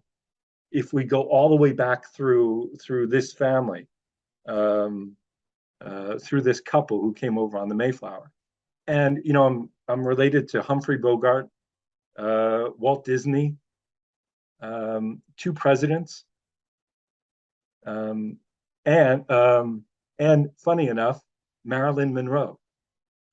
She's in this line. We were able to trace back maybe about 15 years ago. We were able to trace it back through Ancestry.com, all the way back to France, to Charlemagne. So it goes back that far, but it just goes to show when your relatives come over on the Mayflower, you are a part of everybody in one way or another. And so it was just kind of neat, the fact that he was probably really admiring Marilyn, who's a very, very distant cousin of his. So even more neat about that is the fact that in that team, that Hapoel team, would be the future son-in-law of Erno Schwartz. So Ben Zim came over to play with Hapoel, and he ended up marrying Erno Schwartz's daughter. He ended up playing successfully, in the league, and as Erno was he played under his father-in-law, and about 7 months ago, I found, I was researching Hakoah and trying to find family members of that team who went down to South America and played, and did a tour of Uruguay, Barcelona, Buenos Aires in Argentina, and then up in Brazil. So at the same time as the U.S. was down there, Hakoah was down there, and Erno Schwartz was a part of that, and Bela Gutman. Bela Gutman is absolutely, majestic and such a god in football. So I said, in a very egotistical way and self-interest way, I said, if I can find family members of that team, what do they have in terms of memorabilia? Maybe there's a picture of Hakoah mingling with the U.S., and maybe there's a picture of my grandfather, or the U.S. team. I just want to see how these cross references and checking of other teams and their families can produce more and more images of that 1930 World Cup and that atmosphere. So I found that Ben Zim, the son-in-law of Erno Schwartz, was still alive, and he's living in Florida. And so through his grandson, and I happened to find this through Twitter, and this feed in Twitter, Sean, and Paul, we're a very dedicated and very great group of people who exchange and help each other. And when you post a photo of like Erno Schwartz, and then the grandson makes a mention and say, oh, hey, that's my grandfather. Wow. And that's the guy at the top of the food chain for Hakoah. The only higher one is Bela Gutman, and I'm trying to get there, but I've never been able to get so close to Erno Schwartz as I did with his son-in-law, So I had a Zoom call with my dad, Ben Zim, and the grandson, and we all talked about this famous 1957 match with Marilyn Monroe. And that's the beauty of bringing people together, and this oral history that's really important, I might be very specific in my research about that 1930 team, but you see it spreads out so much, and you hit on other teams and other families, other experiences, emotions, and hopefully memorabilia, and sharing, and really having an open source type relationship with people in other countries. So my dad and Ben in their 80s talked forever, and their memories, it's like boom, they were there. You see, and no matter whether my dad is at an advanced stage of his life, and the things that happened yesterday might not be so clear, but everything that happened yesteryear are, you know, it's just it's just black and white. It's so clear, and he could come up with these details that were absolutely fantastic. And then Ben would react to that and say, "Oh yeah, I remember that guy. He had one leg that was shorter than the other, so they had to compensate with a thicker, with a thicker boot, to bring him up to the right level. And when you got hit by that boot, you could really feel it because it was like a steel tipped shoe, like a construction worker's shoe, you know. So it's those little details. Um, and so in that same time, my father got called up to the U.S., played against Mexico. The U.S. wasn't very competitive, in terms of World Cups, and they would always lose to Mexico. And they had to go down to Mexico and play them in 57. And they just got hammered. I think it was like 6-1. It was something. It was atrocious. My dad, I think he said he touched the ball twice. And the one time he almost touched the ball, it was when the goalie knocked him out.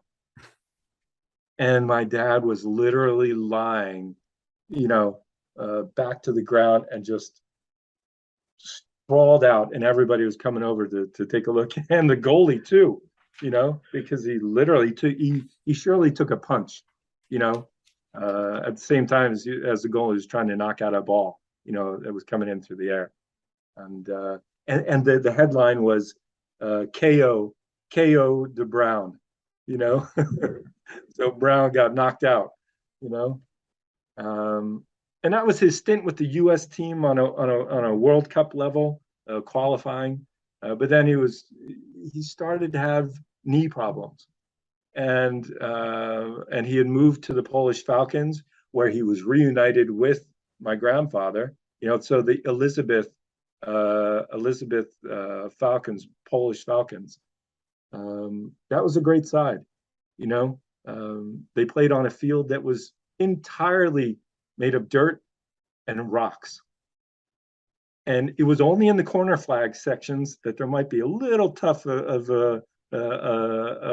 grass that was left over. And I know because they played at Farcher's Grove in Elizabeth, and I played there too. And my brother played there too. And my grandfather was the coach of the team, and my dad played there and then won a championship there. So it's interesting, all these intersections. And that's why I say that Westfield and Scotch Plains, that's where I grew up. There are very important moments when we look back, because my grandfather, myself, and my brother all played at Kearney High School field. Because the professional teams back in the day would often take the fields of the schools. They didn't have these soccer specific stadiums. For the most part, they were often, borrowing fields from whomever they could. So it was very rare that you had an oval Eintracht stadium, and then you see Ebbets Field and you see Yankee Stadium. They're converted to house both baseball, soccer, so it was tough to find your home field and your soccer specific field, and then at the end of that stint, he played with the U.S. team again, for the the Pan Am Games. This was the start of really the beginning of an Americas type competition, and what would be CONCACAF later on in life. So my dad didn't play too much during this competition because of his knee problems, but they ended up winning third place, getting a bronze medal in the Pan Am Games, and then he had to do his military service, and so he was pretty much out of the game, but then played sometimes. He was flown up during moments. He was based in Alabama, so he was able to play with teams in Chicago, the Chicago Lions. So there were times when he would go up for matches. He'd be called up and flown up to play for them in their cup matches.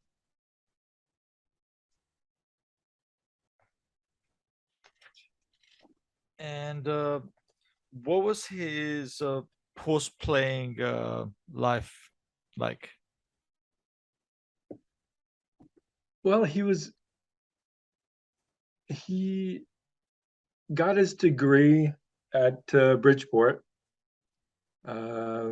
He went on to get a master's in psychology at Columbia University, and that was really great.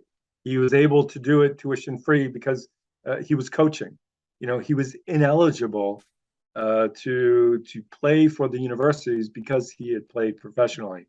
So he wasn't able to get a scholarship, and to effectively play in order to be able to study and get a regular scholarship like a lot of athletes, have study sport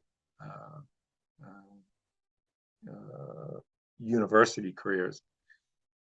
And during the military, he did a lot of financial training type work. That was his focus in his military years, and he latched on to an oil group down in Houston, and that was the start of the oil craze and the drilling, and he latched on to ExxonMobil, and they would eventually ask him to come up to New York. But before that, they sent him overseas, and he was in human resources management, dealing with contracts and hiring and HR, really all that encompasses HR. So that was quite delicate. And he went over to Tripoli in Libya, and tried to do his best to make sure that everything was functioning as well as they could in that Middle Eastern region. That was quite volatile, and that was the moment when Muammar Gaddafi ended up taking power in Libya and was getting rid of everybody who was in the oil industry. All of these foreigners coming in, controlling oil that's basically theirs. So I said, we're taking over your facilities, and we want you out of here. So that was a very, very, very tough time for him. He had to send back my mom and my brother and sister, who were like 5 and 6 at the time. And my mother actually happened to be pregnant with me and my twin at that moment. So early 19, I ended up being born in Greenwich, Connecticut. It was not safe for my mom to give birth over in Tripoli, Libya, especially having twins.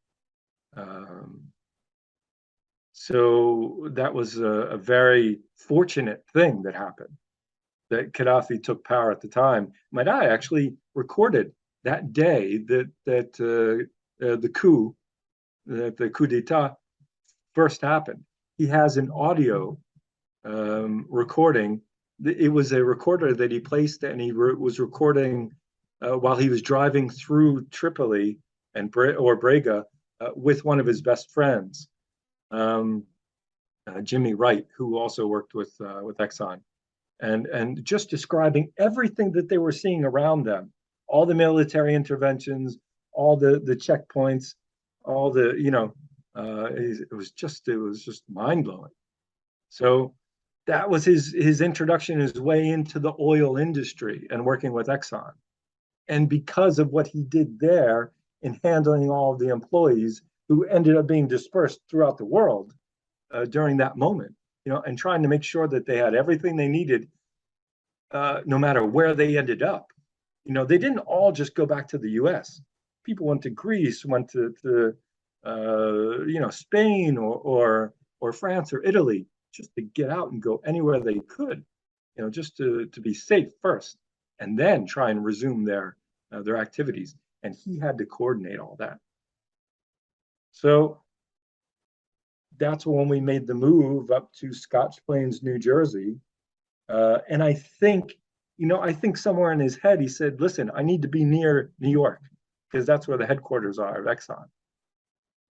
But it's too expensive to be in New York City.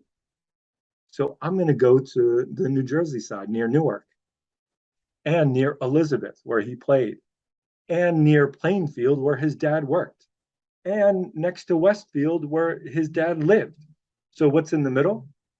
Scotch Plains, Fanwood. And that's where he continued this this mentoring and this coaching influence, and he helped coach the club leagues and helped guide young kids who wanted to be referees, and just gain a few extra bucks on the weekend, So he kept on instructing people. He kept on that philosophy of helping the next generation, because his generation was helped by his dad. So now he's going to do that for his. My brother was in high school in the late 1970s, and this is the moment when the Cosmos were in full force. So mid 1970s, 74, 75, we're in Scotch Plains, and East Rutherford Giants Stadium, where the Cosmos are playing, is literally 20 minutes away.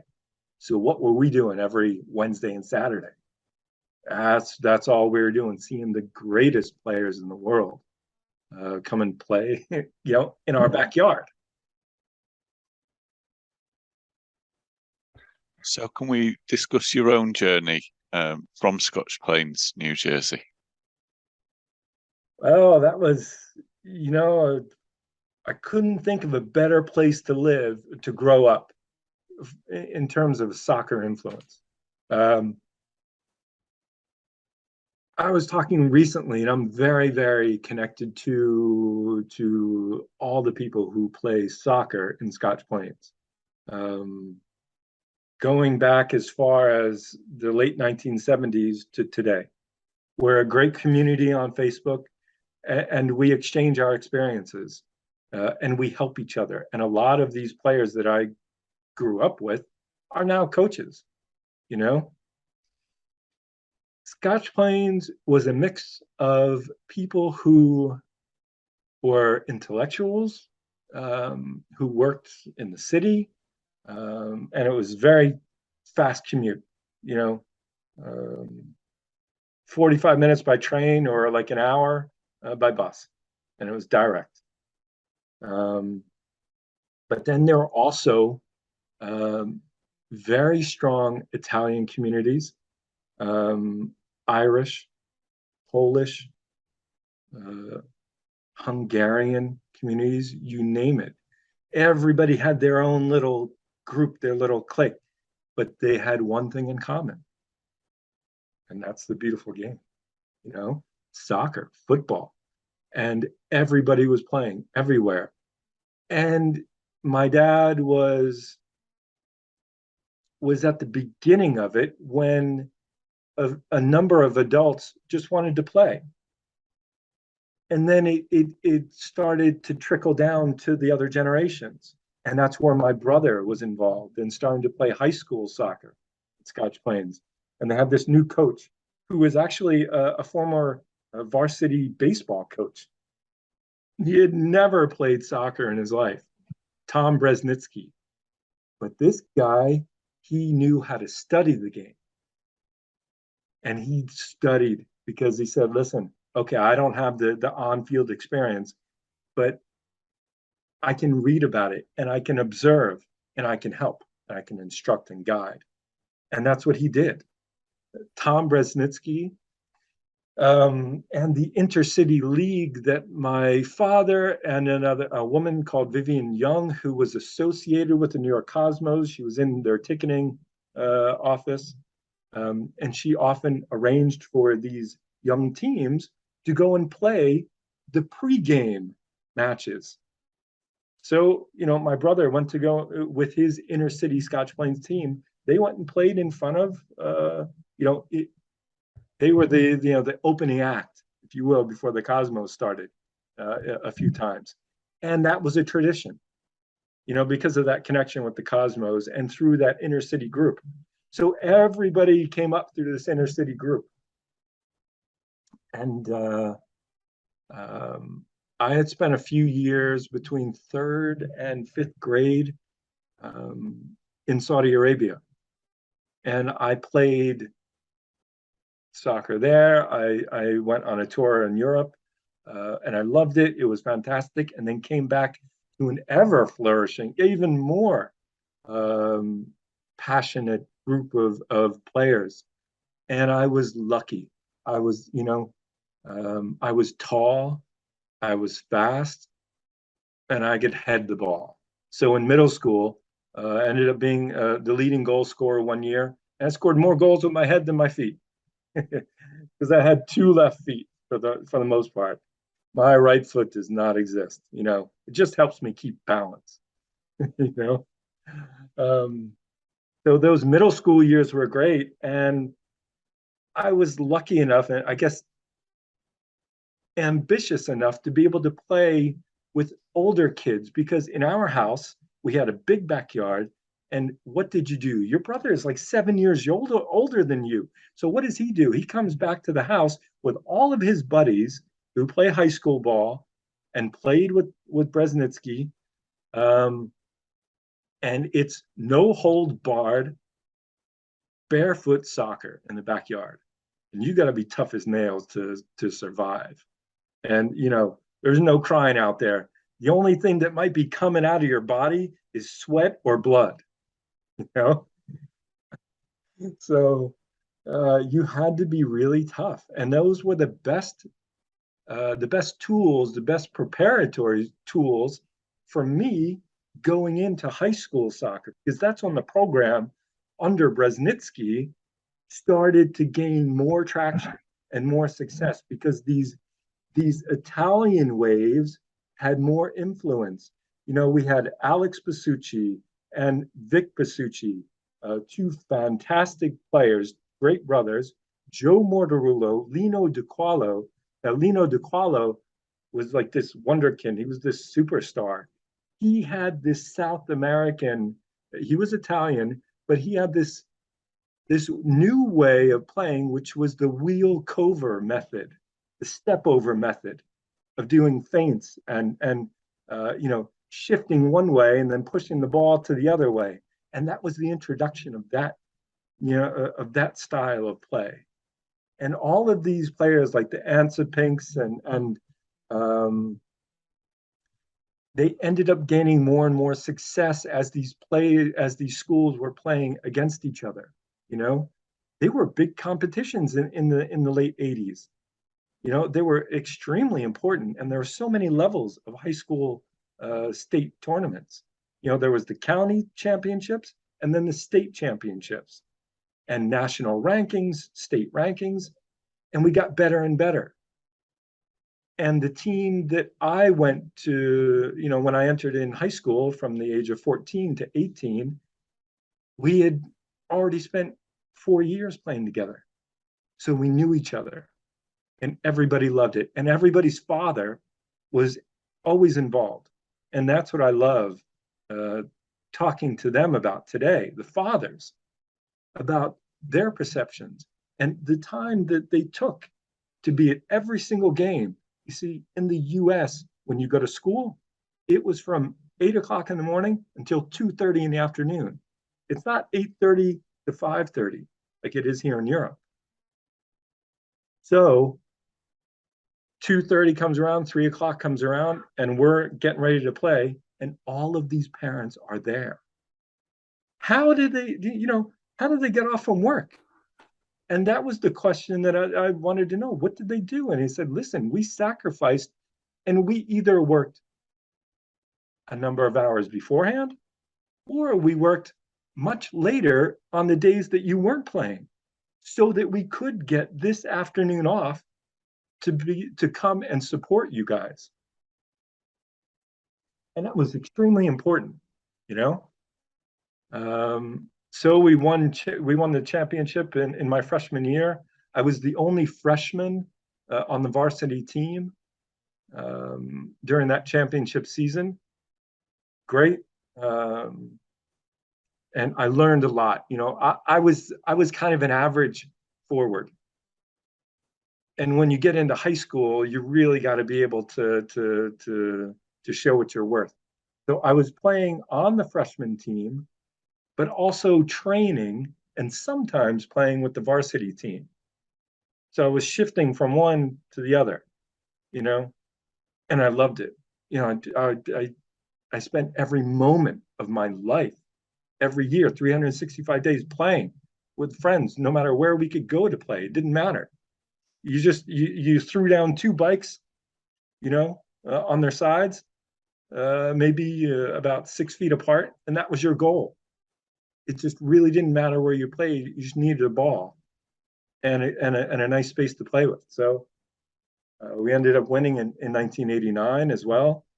And that's when the steamroller effect with Scotch Plains High School started and just kept on going.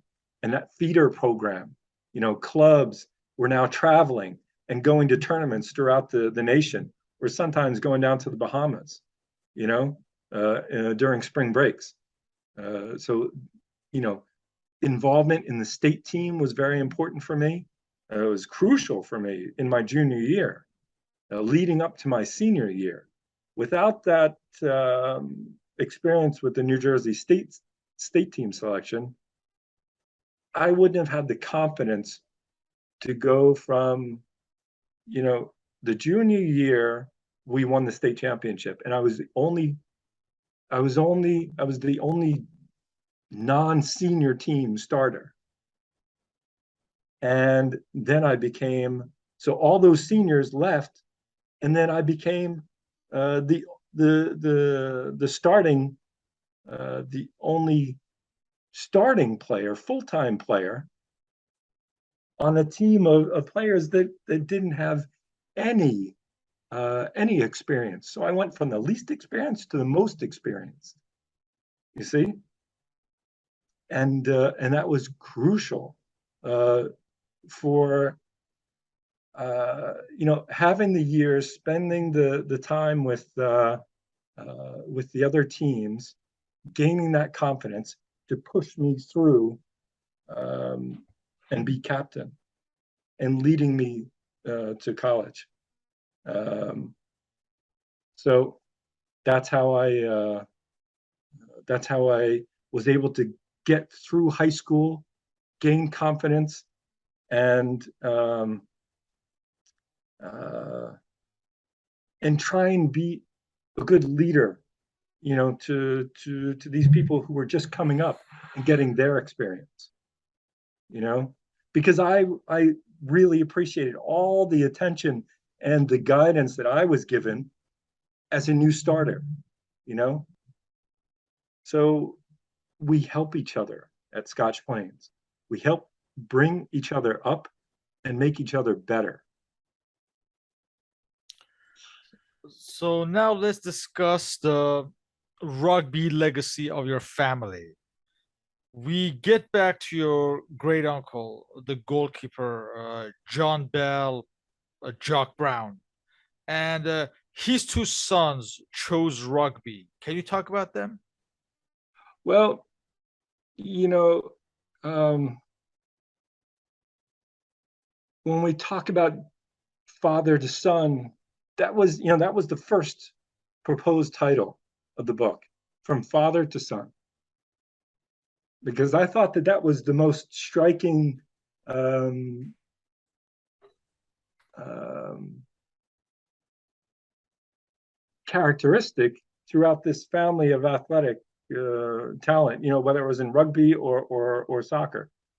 And John, being the goalie, uh, he had these two sons.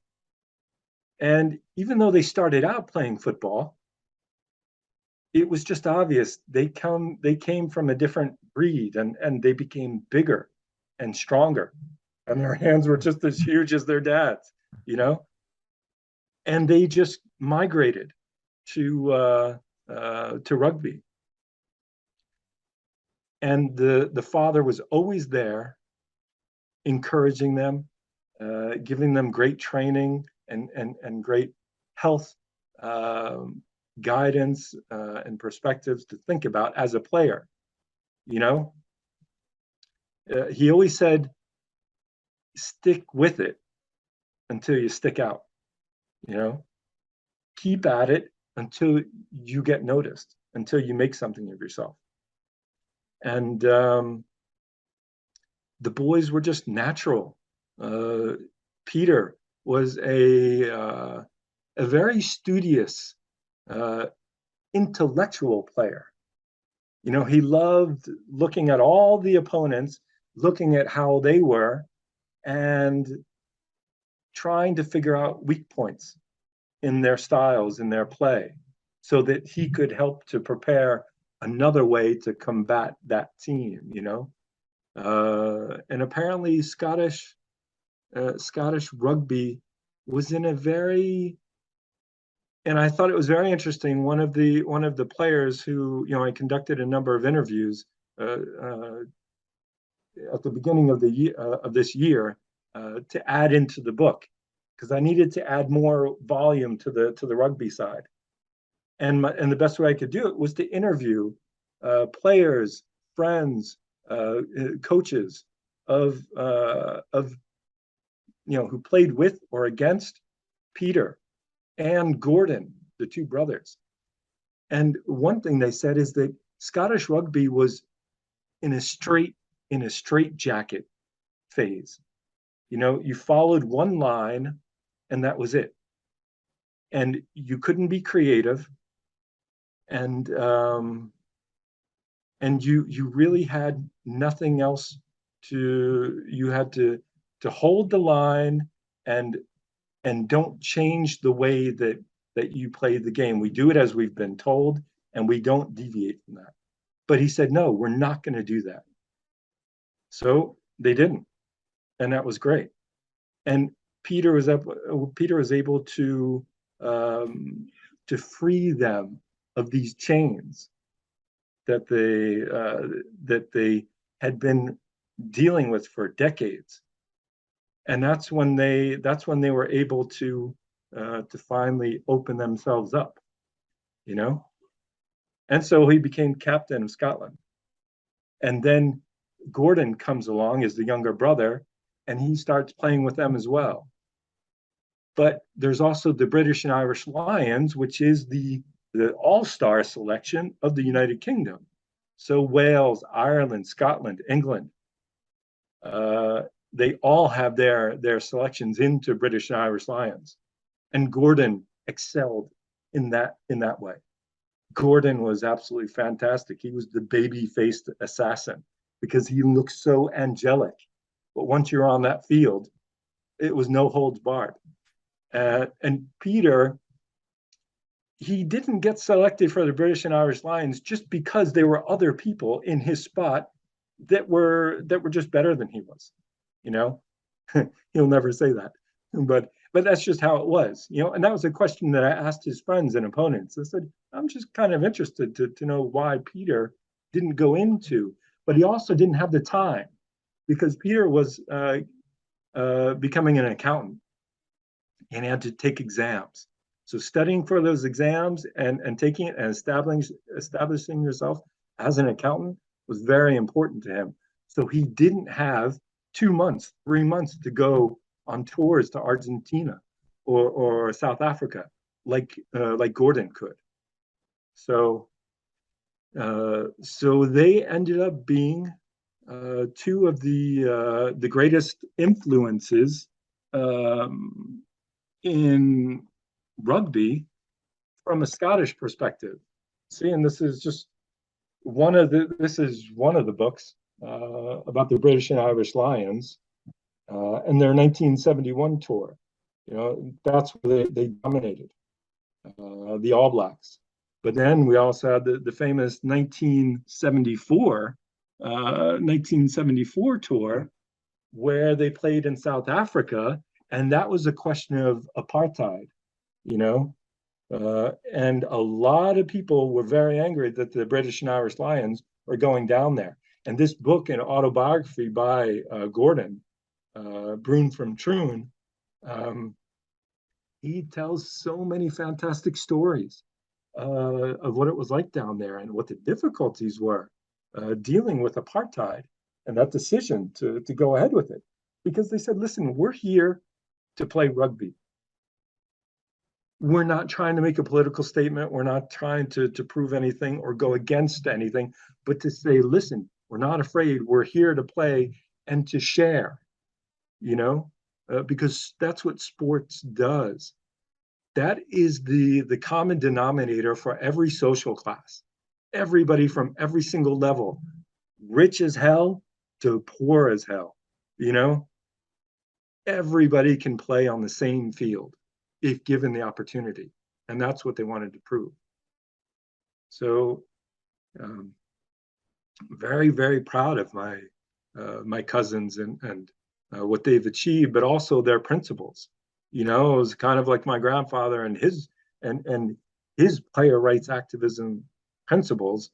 These guys were leaders as well. And they said, we're going to go and show through sport what we think is right. And it worked. And they've become legends in their own right. So let's discuss the Lambie branch of your family tree and more football and rugby legacy. Yeah, well, when we talked about Alec Lambie with Partick Thistle, at some point during that family line, they ended up saying, listen, there's more opportunity down in South Africa for business. So we're going to start going down there. And the family migrated down there. And that's where we have Nicholas Labachon. He's the grandfather of Patrick Lambie, who's my cousin. He's not a direct cousin, but his father Ian Lambie, who was the son-in-law of Nicholas, and Nicholas's participation in sports is that he was also a rugbyman. He played for England a few times. Also played down for the Natal Sharks and Barbarians down in South Africa. But more importantly, he was a very successful philanthropist and a businessman. He also was part of the organizing committee for the South African World Cup, the Rugby World Cup. And he worked very closely with Mandela and stayed close with Mandela. And that was a very, very important moment for rugby and for apartheid, and the explosion and the breaking of the shackles, that had oppressed the South African nation. So the Natal Sharks have 3 generations of rugby players, and Patrick is that last generation for the moment. Patrick's got a few children, so we'll see how those they end up doing in sports. Patrick was very work ethic oriented. He was always a hard worker. A smaller frame, but very fast. And when I talked about my father being rejected from the New York Nationals by Erno Schwartz because of his height, it's actually a lack of height that was more advantageous because your center of gravity is lower and you can turn on a dime. And you got these guys who are a lot taller, but they're also a lot slower in terms of reactivity. And that's what Patrick was able to inject into the Natal Sharks and then eventually into the Springboks. And he had an outstanding career with them. It was kind of riddled with some injuries, and he suffered some concussions, a series of concussions within a 2-year period that made him finally decide to stop, because he made one last career change and he moved up to Racing 92 in Paris. So during a few years, he was here in Paris, and that's wonderful, But he had his last concussion towards the end of that career with Paris. And he decided that for health reasons, it was just better for him to put an end to his career. And now he's reinvented himself as a land developer and home developer in the same type of business as his father. So, and he's also doing a lot of charity work, conservation work, in terms of safaris and animal activism, if you will, protection of animals. So you see, so that those activist tendencies kind of follow, no matter where they come from in the line of our family. They have their principles, they hold to it, and they try and make the best of where they're living and what they're around, and time will tell how that makes out, but they hold true to their principles. And I think that that's important with this family. We believe in something and we do our best to help everybody around, and we hope that the people around us help us too. So it's really give and take, and we're all here to make lives and make each other better. Now let's shift back to your grandfather. The first half of your book deals with your grandfather James Brown's journey, the 1930 World Cup as a reference point for your family's sporting story. Is this the appeal of the classic immigrant's tale, or how his passion branched out to succeeding generations? Is that what appealed to you the most?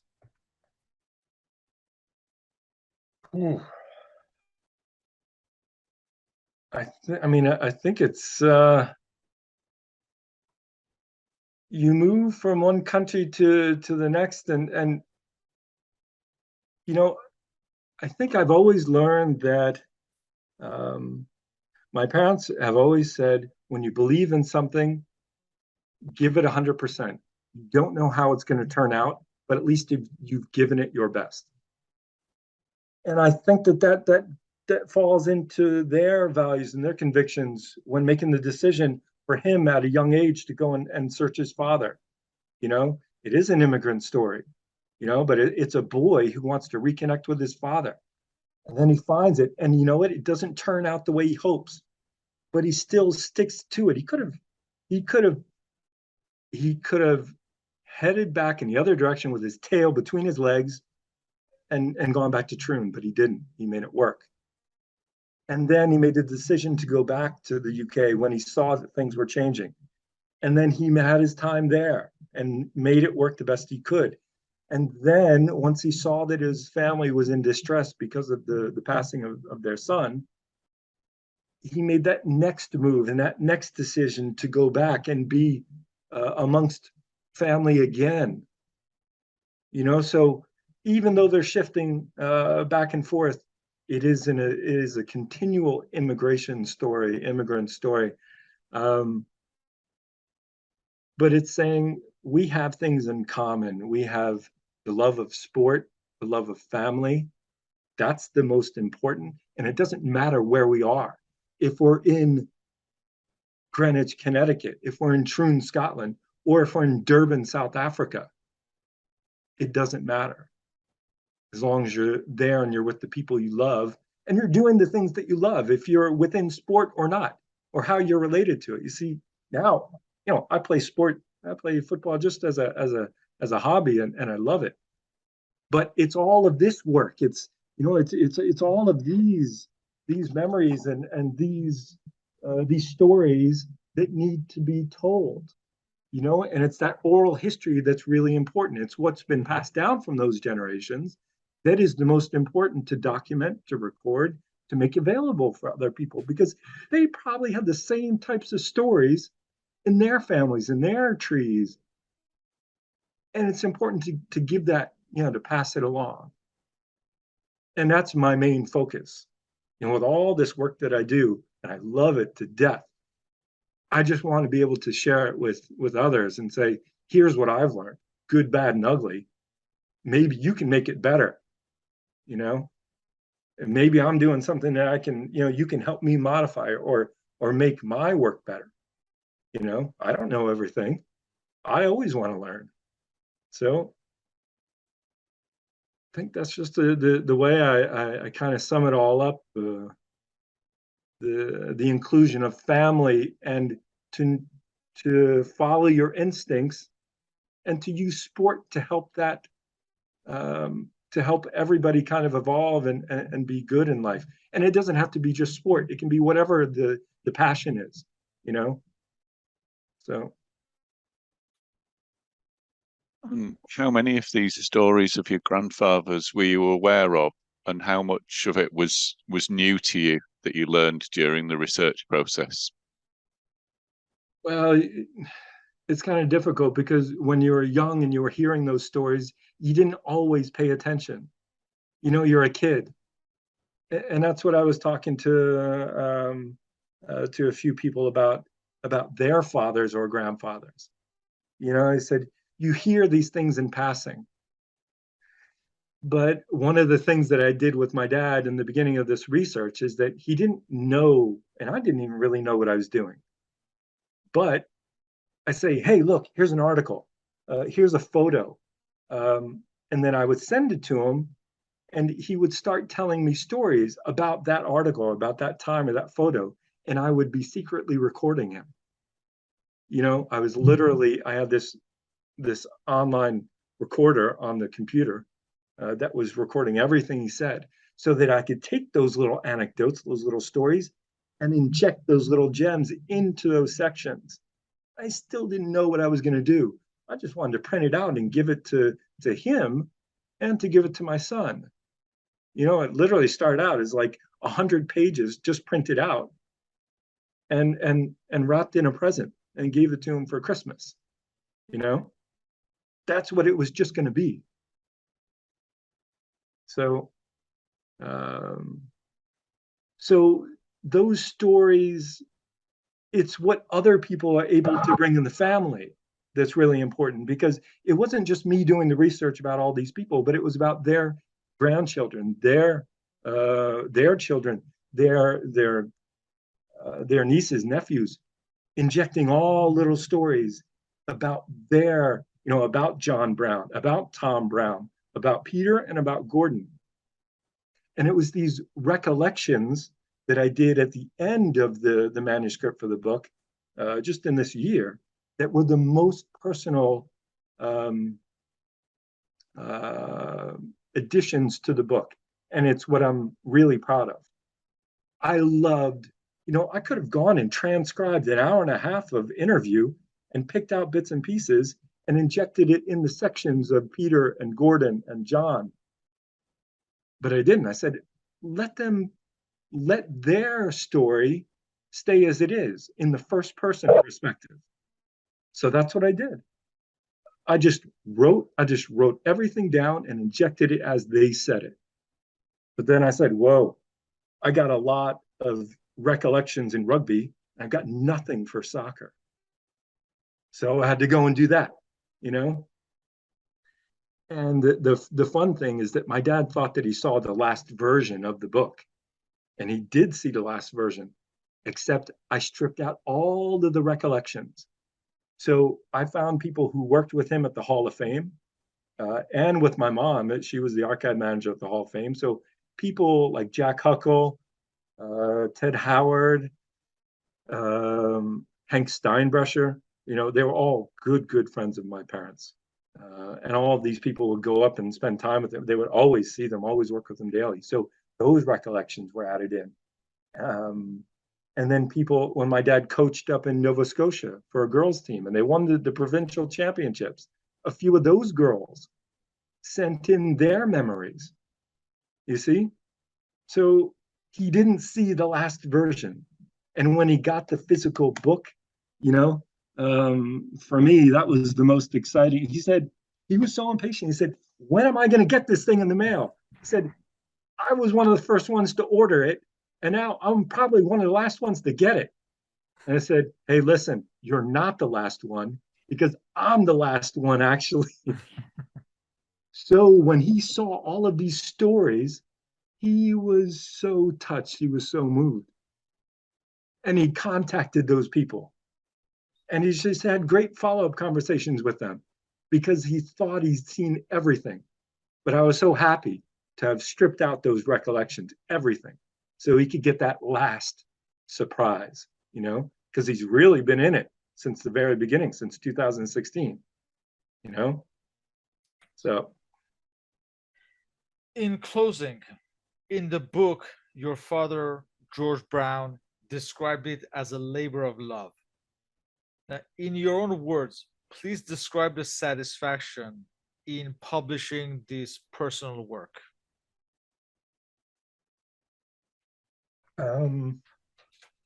He always said he regretted not doing the things that I did with him that he should have done with his dad, in terms of spending the time, asking those questions, interviewing, recording him, interviewing how as he could, because they always talked about a lot of stuff, but he didn't write these things down. And I said, I don't want to make that mistake.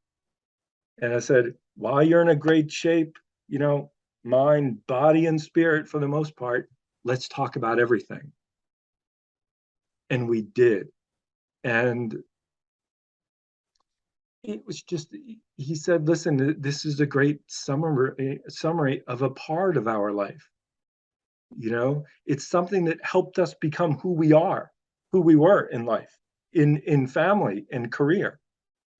Sport was very, very important for the way that we grew up and our mentality and the way that we conducted ourselves in community and amongst each other. So he said, this is just a really great encapsulated look at our family from a very different perspective. It's family tree oriented genealogy, and it's sports. And I was just so glad that he could be with me every step of the way, and him not always understanding what he was doing, and me neither, but everything came together. And all those little stories and all those facts and all those photos. And when you surprise your dad on his birthday with a photo that you've never seen, that he's never ever seen, and no one's ever really known about, like I said, my grandfather played one match for the senior team with Brentford, and all the other ones were the reserves. But I was able to find that one photo, and I hope I find more photos, just typing in the wrong keywords and the wrong nomenclature. That's some of your best ways of finding stuff by accident, but you get into a groove when you write and when you research. And that's what I love. I love people coming to me, like the National Soccer Hall of Fame comes to S.A.S.H and say, hey, listen, they send out a bat signal and they say, we need your help. We need to find that guy. Can you find out more information on his family? So they send it out to the person who's in that area, and we do that. We go and we help these families reconstruct the career of their relative. And that's great. And we like to help people say, listen, I've got all that stuff from my relative. I don't know what to do with it. Help me. So that's my contribution to soccer, in my post-playing career. It's to help other people understand more about U.S. soccer history and their own family history. Well, with that, we'd like to thank you for your participation in this interview. Uh, as always, feel free to leave questions and comments. You may contact me on my blog or on Facebook under Soccer Nostalgia. On Twitter, I'm at SP1873. Mr. Paul Whittle can be contacted on his blog, The 1888 Letter, and on Twitter, he's at 1888 Letter. You may also follow the podcast on Spotify and now on Google, Apple, Podvine, Stitcher, all under Soccer Nostalgia Talk Podcast. Please leave a review, rate, and subscribe if you like the podcast. Mr. Brown's Twitter handle and a link to his book is also listed on the blog and podcast listings. Now, James, on a personal level, uh, these past couple of years, you've been one of our biggest supporters and have helped us tremendously. It all started with our interview with Mr. Oronde Ash, if you remember. And that led Yes. us to interviewing you a couple of weeks later. You and your father, I should say.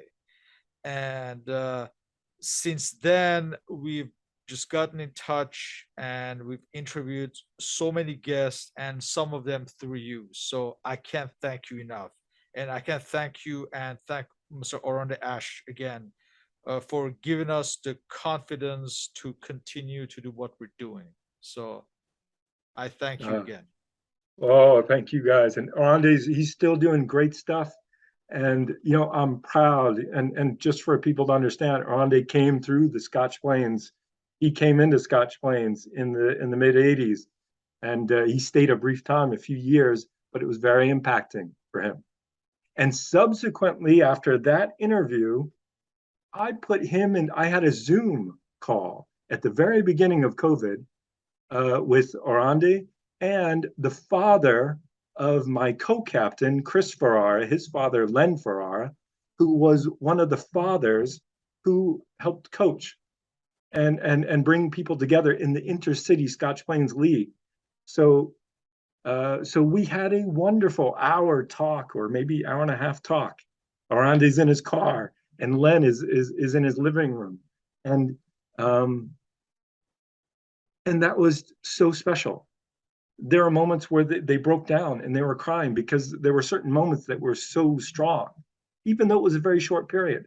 And I love that. And that's what I love about Scotch Plains. Um, just a last note, what I'm doing with the players from Scotch Plains, as we're so connected through Facebook and our groups there, and we're actually going through, Tom Bresnitsky passed away. He had a heart attack and he passed away during COVID. And that was a crushing blow. He was one of the most highly successful high school coaches in New Jersey history. A great man. And so we're talking with his wife, Linda, and she said, listen, I have 2 bins of every single tape available for all the games. We recorded all the games for the most part. I'm not sure at what point we started to record all the games, but she said, listen, if we can get together and organize it, catalog it, then we'll get someone to help us digitize it and we'll put it up on the Scotch Plains YouTube channel. And it doesn't just stop there. We're actually, I'm devising a plan to break Scotch Plains' history into eras, like late '70s, the early days. then the early 80s, and mid 80s when it starts to really get going. But it's the efforts of all of those from the late 70s and early 80s who help us get to where we needed to be as successful as we needed to be. So I'm gonna be doing interviews with those teams and those eras, and the fathers and the key players within the high school system and the intercity system. And we're going to come out with some type of story later on. But I love it. And that's the continuation of this oral history that's so important. It's not just at international level and a family level, but these people are part of our family as well, you know? So, It's worthwhile effort for sure. yeah. And thank you guys so much.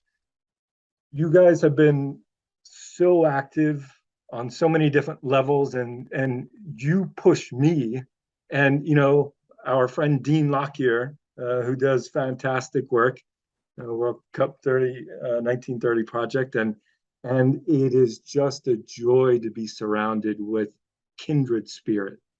Indeed, indeed. Yeah. So thank you so much. Thank you. Thank you. Thank you for sharing those memories with us. It was a pleasure. Still brings a tear to my eye, Thank you.